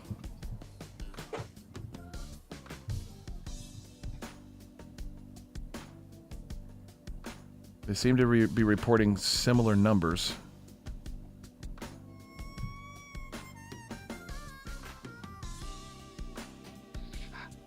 Okay, New York and Vermont and what's what we got over here? Oh, Virginia. They called Virginia. Okay. Not by much. Not by much at all. How many's reporting? Let's see. 87%. Well, he wasn't expected to win Virginia. Yeah, just shy of 200,000 votes, 180,000. It's only a model.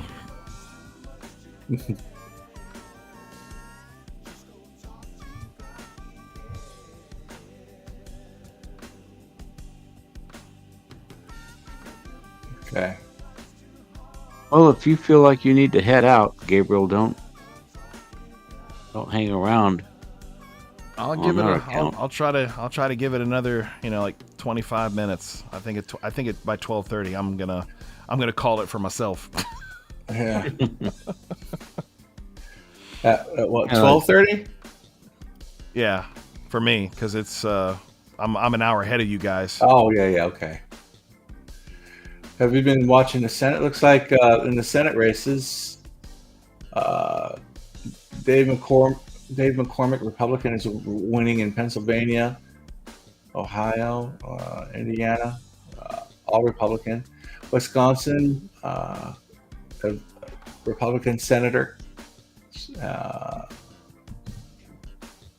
Yeah, still saying that just the 2 seats have flipped.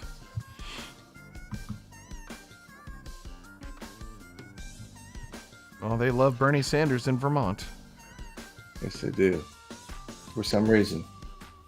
I don't know why.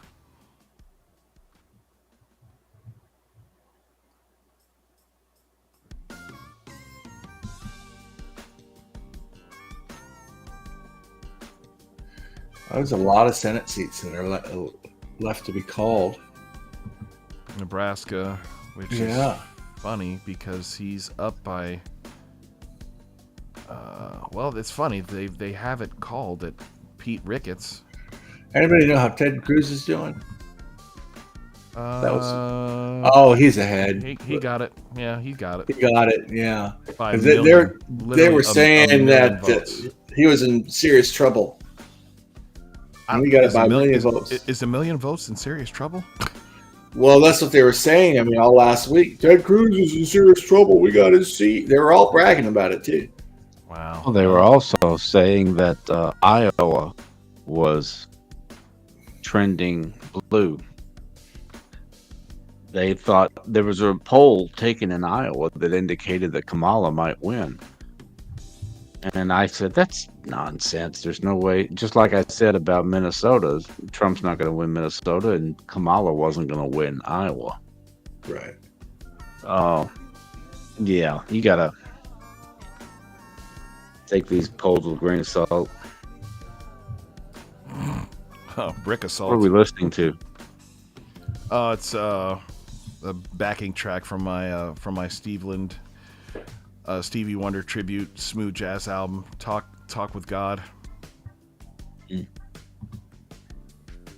Actually, Who's the guy that you were doing the song for? That was kind of a crossover country. Oh, Scott Kittleson.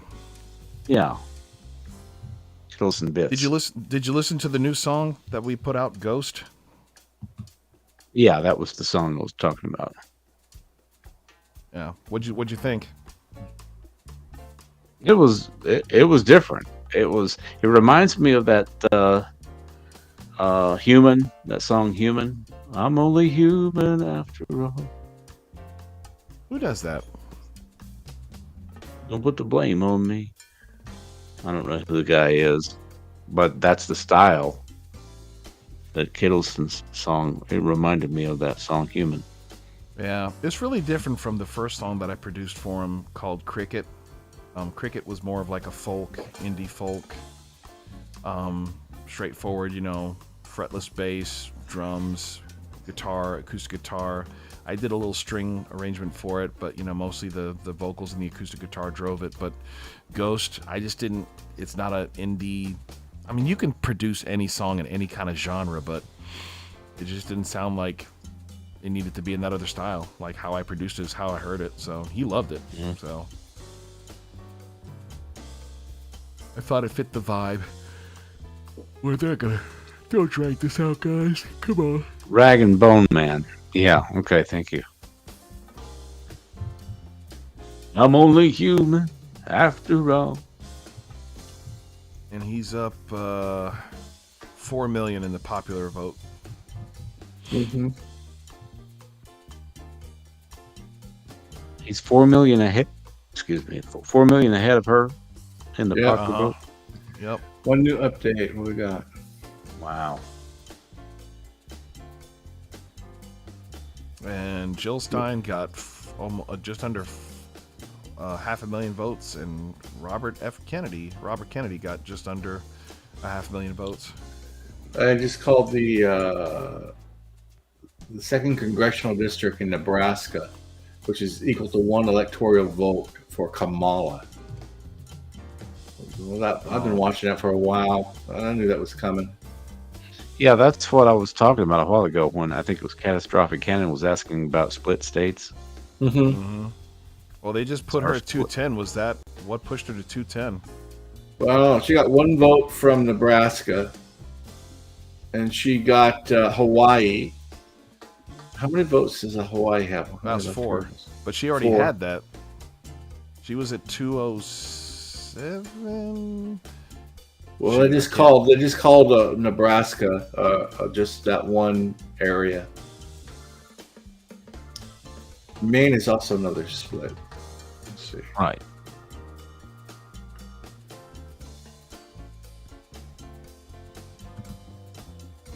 I don't know why they do it that way, but each state is different.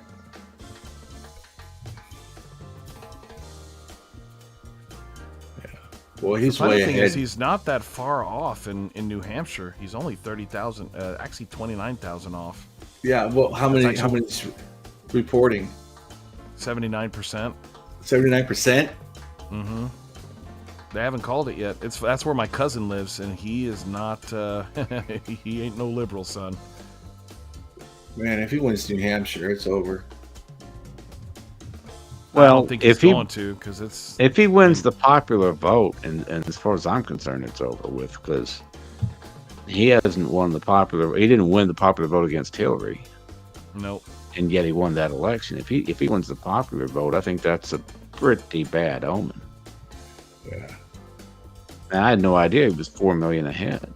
Yeah. Of course, he's still got a lot of major metropolitan areas to come.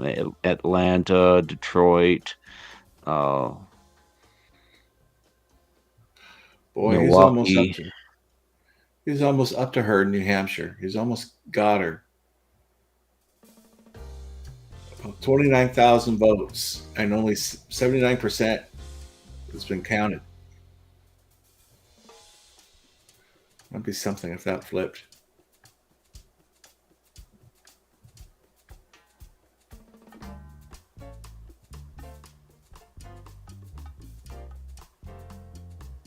Well, he's pulling ahead in Arizona.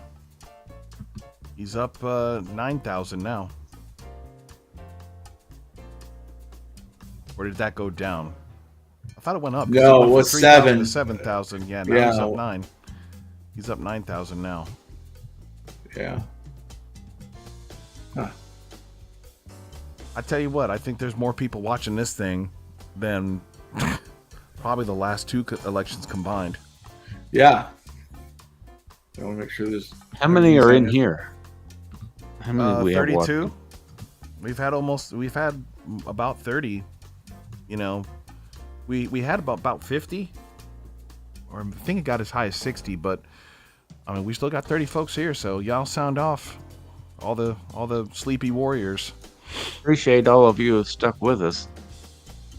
I was hoping it would be over by now, but they're not cooperating. Is it a shutout in the seats that they thought would flip Democrat? That's one thing I don't know yet. I'm not sure. I'll have to take a look at that one. Okay. I'm just putting a little bit of audio in from Crowder to see if there's any updates of shenanigans. Okay, let's have you do it from that chair there. Plus, you look good in that chair. Just microphone. Just put it like right here. Yeah, put it right up there. Gerald can come. Like your Mariah Carey at Rockefeller Club. If Gerald wants to show everybody how to do it, I just been paying money for that chair, and I don't think we're going to be streaming for days now. Gerald will show us how to do that when he does the wine tasting. No. That's right. I'm doing wine tasting? Yeah. They're All joking. right. So this has been a lot of fun. Oh, you know what? I forgot. Oh no. I forgot. He's actually, way we still ahead have in on Georgia. Yeah. Yeah, she's not catching up, man, in Georgia. She's It's not. 93% reporting. Yeah. And he's still up. Yeah, 2,600,000 to 2,483,000. So he's up by over 100,000 votes. About 140,000. 120,000. It's almost done. And I don't know why they don't call it. Drama, advertising dollars. I guess.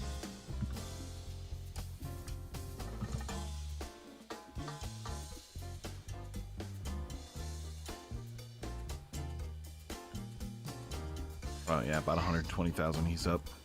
Yeah, Pennsylvania's showing 3,078,000. Kamala has 2,909,000. Oh.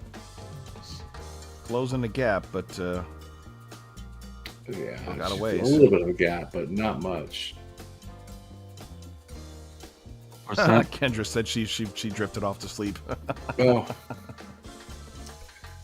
Ohio here with Ron Coulter. What's up, Ron? Yeah, and Caps and Cannon are they're in it to win it. Yeah. And Ben Ellingson from Australia, because it's 4:00 in the afternoon over there. Looks like Wisconsin and Michigan and Pennsylvania have the same amount of lead going all the way across. Same They margin. tend to vote the same. They do. 52.3%, 51.2%, and 50.9% across those three states. All in favor of Trump. They've been the same since the 1990s or 1980s. Whoever wins one will win all three of them, typically. Yeah, that is the crazy thing, man. If you look at this map for Minnesota, look at this, dude. It's all red. Yeah, what cities are? There's got to be a lot of people living in St. Paul and Minneapolis compared to the rest of the state, because that's literally it. That's the only thing that's blue, other than this one little county over here, this one little county over here, this one little county over here. That's it. It's not by a lot. With 971,000 to 867,000, with only 57% reporting. Yeah, so yeah, 57% reporting, and you're only talking a difference of 100,000. Mm-hmm.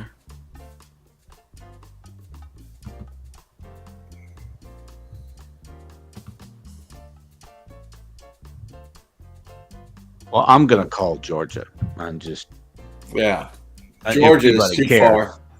If anybody cares, I'm gonna call Georgia. Let's put Trump at 246. Yeah. I don't know what the holdup is, unless it's just like you said. Because by the time they call Georgia and PA, they know he's got it, and then everybody, they start losing viewers. Yeah, people go to sleep.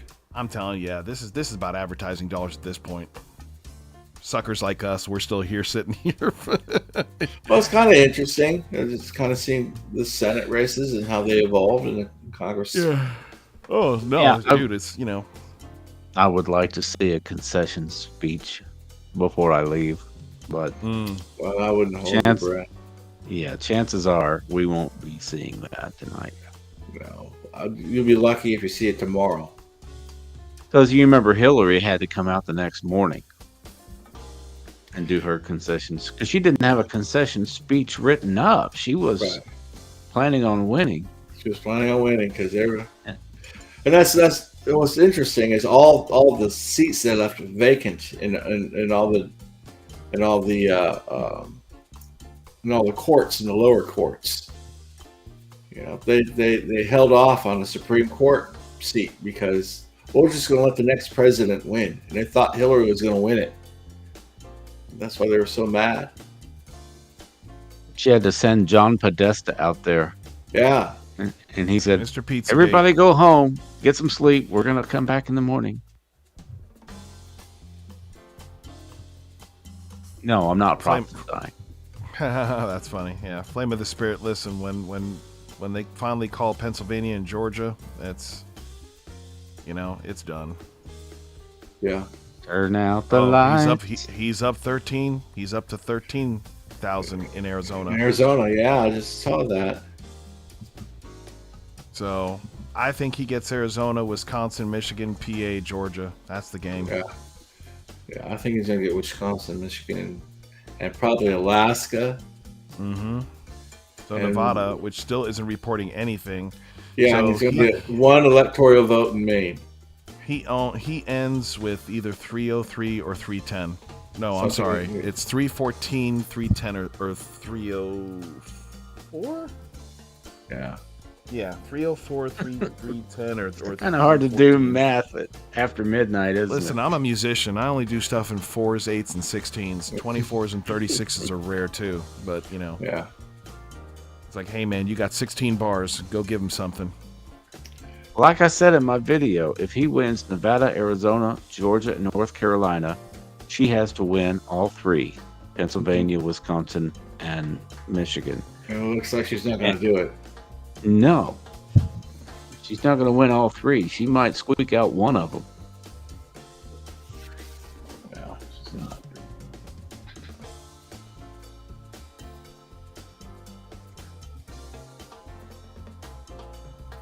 I tell you what, man, he's got to be a crazy job. You imagine, like, he's been running for how many years campaigning, and then you got to do the job.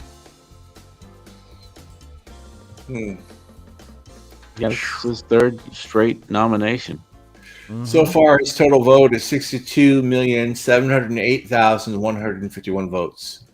Her total vote count right now is 58,473,018. So he's Still got about ahead by 4 million. over 4 million. Yeah, I'm telling you, just the popular vote alone tells me he's won it. Yeah, because he didn't win. Of course, 2020 you can kind of throw that one out. Yeah, but 2016 he lost by a couple of million to Hillary on the popular vote.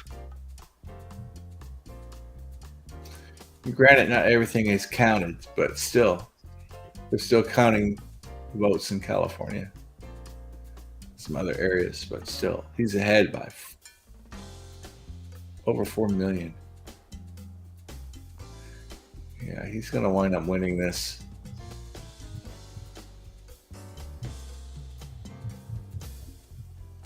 Will Trump funny. stop the first female president yet again? And you know they're going to blame it on sexism. Oh yeah, racism, masculinity. sexism, right. But like I said earlier, they don't give you anybody to vote for. If you don't want me to vote for Trump, then put another candidate up that's worth voting for. Is it still daylight somewhere? Is there a shooting happening?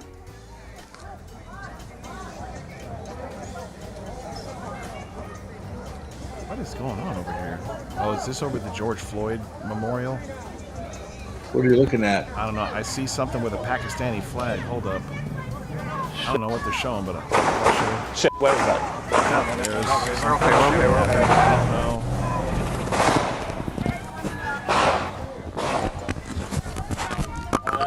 We're just gonna go. Oh yeah, 30 that's shots, the George 31 Floyd shots. Memorial. Yeah. I don't remember that. Today though? Or was that? No, that was 4 No, years it's ago. not today. Okay.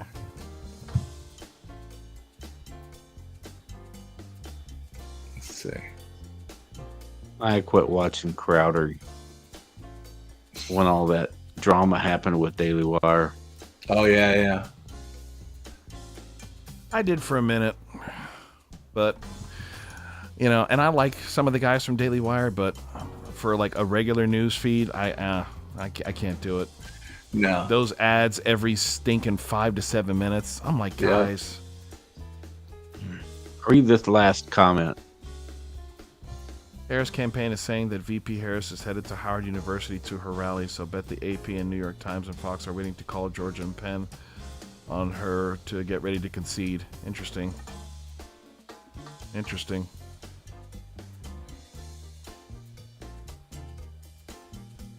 Maybe so. And you know, and that wouldn't surprise me that they'd hold off on that to let her know, Yeah. like, hey, look, you're gonna lose. You need to go somewhere where you can make a big stink and make a, you know, they got. I guarantee you, they've already had her non-concession speech prepared, calling him everything under the sun, blaming Joe Rogan, all the Well, we'll white see how men much- in the universe. So much grace is in this concession speech. None.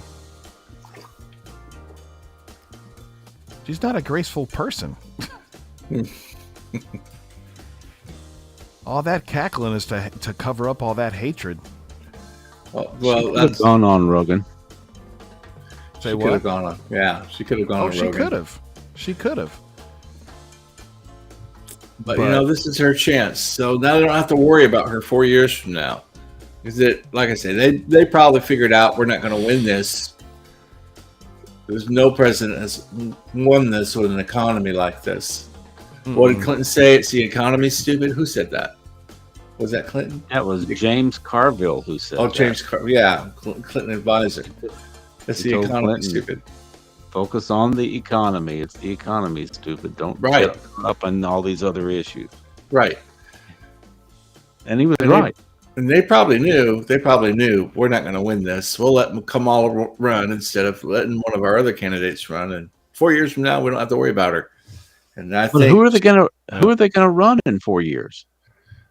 I don't know. Gavin Who do Newsom, they have? the man that destroyed that finished destroying California. What they need to do is open up the primaries and just let people run. Then they'll come up with somebody. The very fact that they haven't. The Democratic Party has not let their people choose the primary candidate in the last 3 election cycles. Yep. So you're right. This is their fault. You can't blame Trump supporters for losing the election. It's their fault. Yep. And They hopefully pushed- they'll they do some pushed soul Tulsi- searching. They Yeah. pushed Tulsi Gabbard out in 2020, Right. You know, with stifling her ads. I mean, like they literally pushed her out, man. If they had been smart, they would They'd have run her. They'd have run her with Biden. They- See, here's they would've. what they should have done. If they'd have put her with see. Biden, and then Biden gives, his brain goes to omelets, bro. You gotta. But the problem is exactly like you said, Marcus. She ain't trying to get us into wars. She ain't trying to send billions of dollars over to Ukraine. Right. One of my questions, which may not be answered, but one of my questions is who's been running the country for the last 4 years? We don't know who's been running The deep country. state, the Is it the bureaucracy. deep state? Is it Bureaucracy. Biden's cabinet? Is it? I mean, You talking Who's about the transgender guy and Kamala Harris? I mean, like, who in his cabinet is worth a darn? well, I don't know. I don't know who's been running the country. See, the reason Clinton won is because he convinced people he was a moderate, and he was from the South. And Right. He's a Southern Democrat. He's not a Northern liberal. He's smooth. And then You gotta give him Obama that. came The guy can along. talk. Obama came along and won, and they decided, okay, we don't need to follow the Clinton model anymore. Yep. Because Obama proved that you don't have to be from the South, you don't have to be a moderate to win. Well, no one knew who Obama was. Yeah. This wasn't a question of your policies or whether you're liberal or conservative or moderate. It was a question of whether or not the country's put race behind them. He was able to capitalize on that. So I don't think, and the news media wasn't telling you who the guy was. Sean Hannity was going off on some stuff you couldn't trust, and some stuff, well, So no one knew who the guy was. They just wanted to prove they weren't racist, I guess. I don't know. They need to find a moderate, but They they're do. not. The Democrat Party is being run by leftists, and they won't tolerate. They'll take a Bernie Sanders over a Tulsi Gabbard.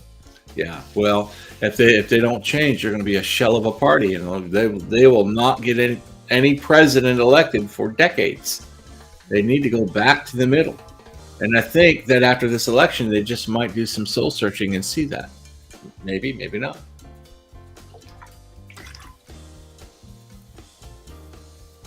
Yeah, I think that they're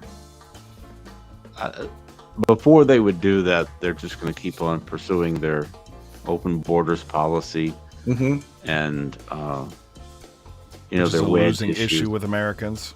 Yeah. It's a losing issue with like 83% of all Americans, of all blacks, I'm telling you, Hispanics. Trump is not that popular outside of the Christian nationalists. No, he's not. If if they had run a Bill Clinton type moderate, they could have won this. They could have won it. Absolutely, they could have. He's closing the gap in Minnesota.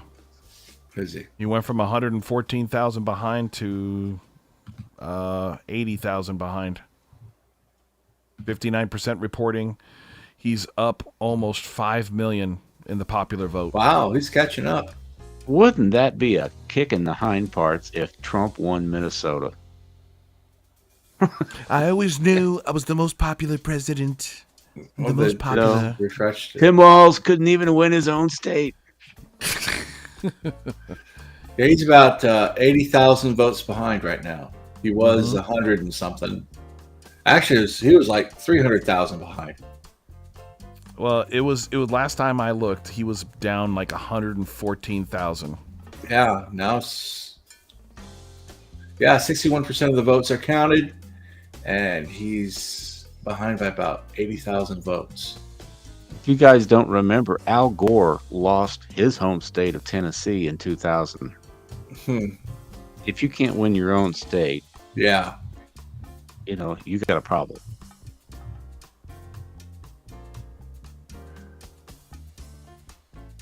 I tell you this, the crazy thing is though, you take out, I think if you have Trump and DeSantis, or if you have DeSantis against Kamala, it's not even, it's a blowout.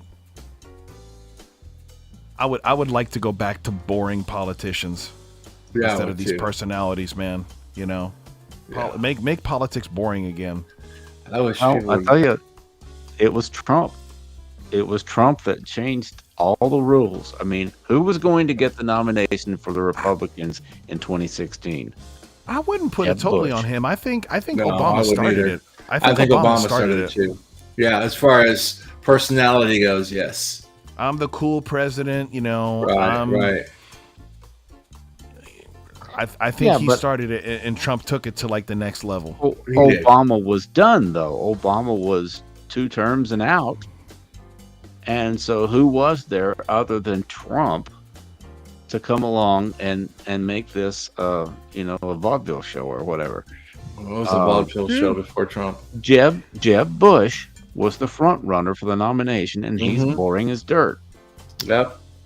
And he was going to be running against But he Hillary. couldn't beat Clinton. He couldn't beat Clinton. Yeah, what did he say? He called him low energy Jeb, and then everything was over after that. Yeah, he destroyed Jeb Bush. He destroyed him. I don't think he would have beat her. I don't think even we were just talking about him from the Cuban from Ted Texas. Cruz. Ted Cruz, Marco Rubio. I don't think there's anybody on that platform that would have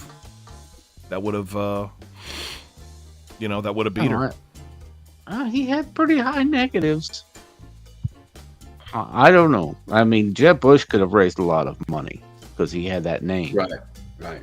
He could have raised a lot of money. But I think honestly, like, what's the difference between Hillary Clinton and Jeb Bush? Not very much. Well, how did Trump beat her? Jesus. How did Trump beat her? Really? Okay, first of all, he doesn't know. He doesn't know. You have an email server problem. 32,000 emails, if you remember that year. Then the FBI let her off that. Then everybody thought she was going to die. She was having health problems. Remember the news article when they were holding her up as they were walking up the stairs? People looked at that, and they said it's good that the Secret Service is supporting her, talking about holding her up. There's all kinds of memes like that out there. People were worried about her health. People were worried whether or not that was part of the factor. And then in the October, Hillary. Yeah, James Comey made some kind of an announcement about the email investigation in October. Oh, that's right. She blamed it on Comey, didn't she? She blamed it on Comey because of all that stuff that happened, right? So that was just some of the things that happened. And then there was the Benghazi thing that was played out during the summertime, and the fact that she felt entitled. Well, see, with all of that, I think Jeb Bush or Ted Cruz could have defeated Hillary. Anybody could have defeated Hillary. It was like running against Deputy Dog. Anybody could have defeated her. She's just a horrible candidate. I We didn't had vote for Trump. I know I did. But I didn't vote for Trump because I was a Trump supporter. I voted for Trump to stop Hillary. The same reason I voted for Trump to stop Biden. I voted for Trump to stop Kamala. So I don't like Clintons. I didn't like Hillary, but I would have voted for Jeb Bush or Ted Cruz over Hillary. I wouldn't vote for Trump over Hillary. Right. That's my point. I think he. I don't think he was that great a candidate. But it's just that he ran roughshod over the Republican competition. I might concede with you on Cruz, but I don't know, man. I think there's enough of us, especially over here in the, when you look at the Bush and you're like, what's the difference between them and Clinton? I mean, like, these are pals, these are buddies, these are just, hey man, I'm gonna take it this time and then you take it next time. Yeah, talking about the WWF. Yeah, they're working together, man. Yeah. And I think that's what gave Trump that, that's, I think, what garnered him the support is like, well, this guy's not bought and paid for. Right. And he's definitely not. Not only that, we knew who Hillary Clinton was. We had her history. She served in the Senate, right? Was it, or Congress? Oh no, yeah, Senate. And she was a senator, right? She was running against she was running against the other Kennedy that died. Right, and then all the Secretary of State stuff. No, nothing to see there. Nothing to see there. That's all just coincidence that he just happened to die, and then See you later, flame of spirit. That's not the Kennedy conspiracy that Rod cares about. No. Dude, they are not moving. Yeah, you know what? I don't know if Phil Von Cannon is still in there, and Rod, I don't know if you saw Scott Kittleson is in the house. Yeah, I saw that. He is a American patriot, served our country honorably, and he ain't trying to see us go down the toilet. Kittleson bits. Yep. He's pulling ahead in Pennsylvania now. Yeah, I'm curious if they're just trying to let her get to where she's going to make her speech, and then they can then they can say, oh yeah, he won PA, oh yeah, he won Georgia. Well, he's pulling ahead in Wisconsin, Michigan, and Pennsylvania right now. All the vote counts are up. Yep. He's got 3,150,000 votes in Pennsylvania. She's got 2,974,000. So. Yeah, he's still up 13,000 in Arizona. Yeah. Yes, he is. Well, I don't think she's gonna concede anytime soon. I don't know. She may be on her way to give a concession speech, but if you guys want to head on out. Yeah, I'll probably do that. I have to get up early and go to work again tomorrow and do all that stuff. Y'all, I tell you what, let's pray. That's a good idea. My mom texted me a little while. She said, "Pray for honest counts, no cheating." I think we should pray for the healing of America. That's what we should pray for. Goodness gracious, peace. Put aside our partisanship and just pray for the other side as well. That they would God would comfort them in their loss. Yep. All right, y'all. Join us in prayer. I'm going to lead off. Marcus, if you'll go after me, and then we'll let Rod close it out. So, okay. Hold up. I've got some awesome prayer music in here somewhere. It's great. Whoa. What in the world? So I got my puppies in here. They're sleeping, and one of them just woke up. She's not happy. She's an old girl. Sermon music. There it is. Here we go. Yeah, I made this for when I preach.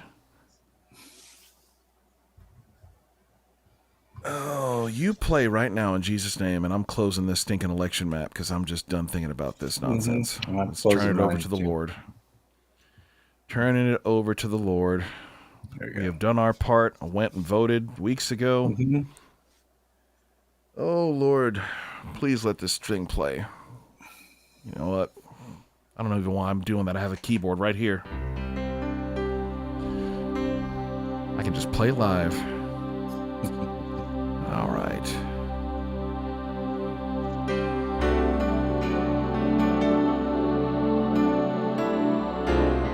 We don't hear anything. You don't I hear hear it? it. I hear it. You don't hear it? You should. Yeah. Well, they can hear it on the live stream. Heavenly Father, which art in heaven, your name is holy. Let your kingdom come and let your will be done on earth as it is in heaven. Lord, you said whatever we bind on earth will be bound in heaven, whatever we loose on earth will be loosed in heaven. We ask you, Lord, to loose honesty over this election, that the faith of the American people would be restored in this system and in this country, and they would stop hating their neighbor, hating their government, hating their elected officials, Lord, because you appoint these people, you allow these people to be put in office. Whether out of our rebellion or sin or nonsense or just our apathy, Lord, you allow these things to happen. My God, so many saints and so many people have mobilized themselves and they've gotten engaged and they don't want to see this incredible place that you have given us to live, this incredible free place where we can worship you and spread the gospel to every corner of the world. And these last few years, Lord, we've been on the risk of losing these freedoms, the freedoms of speech, the freedoms that give us these opportunities to do all these things for your kingdom. So, Lord, we ask you, let your sovereign, merciful, graceful, powerful hand sweep over this nation tonight, as they are counting these ballots, as they are counting these votes. Let freedom ring, Lord. Let justice prevail. And let our country return back to you, Yeshua. King Jesus, let us look to you as our hope and our salvation. We love you, Lord, with all our heart, soul, mind, and strength. We pray for our nation. For Democrats, Republicans, Protestants, Catholics, Orthodox, Reformers, atheists, Lord, we have so much work to do for your kingdom in this place. Give us mercy, Lord. Give us grace. Give us time. Thank you, Lord. Go ahead, brother. Father, your word says, if my people who are called by my name shall humble themselves and seek my face, then I shall hear from heaven and I will heal their land. We pray for a healing for America. We pray for the spirit of anger. We pray against that. We pray for the spirit of division. We pray against that as well. And any tools that the enemy would use to divide us even further, Father, we pray against these tools in Jesus' name. We pray for revival in this nation. Yes. We pray for restoration in this nation, Father. We seek you and we want your grace to be poured out on this nation. We pray, Father, that through the divisions that are created because of this election and because whatever candidate that people support, we pray, Father, that you would comfort them, that the Holy Spirit would comfort them, and that they would not be without hope, that you would give them hope, Father. And we pray, Father, that you would send people, that these people who are hung up in this election, we pray that you would not only minister to them, but send people to them that would witness and bear the name of Jesus to them. Anybody who is outside of the kingdom, Father, who is torn up over this election, we pray that you would use this election somehow to draw them in. So we know that all things work for the good of them that love the Lord, according to your purpose, Father. We pray for an expansion of your kingdom, because truly all authority comes from you. You raise up kings, he told Daniel, and you tear down kings, and you establish the nations, Father. And we just pray right now for a peace and a calm and a smooth transition. In Jesus' name we ask these things. Heavenly Father, we thank you for the opportunity to gather and participate with those of like precious faith. And I just pray for your peace that passes all understanding to rest on each one of us. We just cast all of our cares upon you. Yes, Father. And we're not going to allow fear or anxiety to overtake us. We look to you and not to man, not to the systems of man. So we thank the Lord that you take all of our burdens, all of our cares, all of our anxiety, and you carry that away so that we can live in peace with your joy and your promises and your word and your Holy Spirit to guide us. Yes.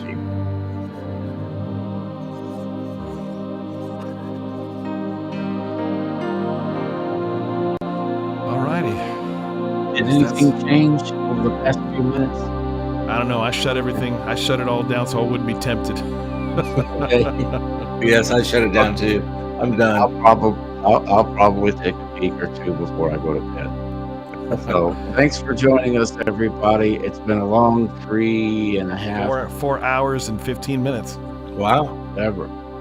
I'm not doing my math very good, huh? Yeah. Good thing we're not counting votes. It's been over, right. It's been over 4 hours. So if any of you have stuck with us the whole time, I thank you from the bottom of my heart. We had some technical issues, and we're still trying to figure out how to do all of this stuff. But it was fun. I enjoyed it. I appreciate Gabriel and Marcus and Sam and SJ and whoever else. Did anybody else pop in? No. Oh, Ian. I don't remember. Ian, right. I thought there was somebody else. Ian, thank you, brother, for participating. And hopefully we'll do something like this again from time to time as we get more and more familiar with the technology and, and with how to build chemistry. And, sometimes these things, the conversations don't go real smooth and you step on each other's lines and whatever. But it just takes time. And and we're all learning here. So I appreciate your patience. y'all go over to Marcus's channel and tell him he needs to come over here with us more often because I love it. I love you, man. I love you too, man. the three of us together. This is beautiful. It's beautiful. I can't wait till the studio's done and you guys fly over here and we get to do this in person and record. Yeah, what we need to do is I need to plug my guitar in so next time we live stream, when you play, I can play along with you. So that'd be cool. Yes, indeed. Yes, indeed. All right, y'all. Let's just keep on praying for our nation, and no matter what happens in the morning, the Lord is still in control. God is Jesus still is king. on the throne. He's on his throne. That's absolutely. God bless. All right, y'all take care. Peace out.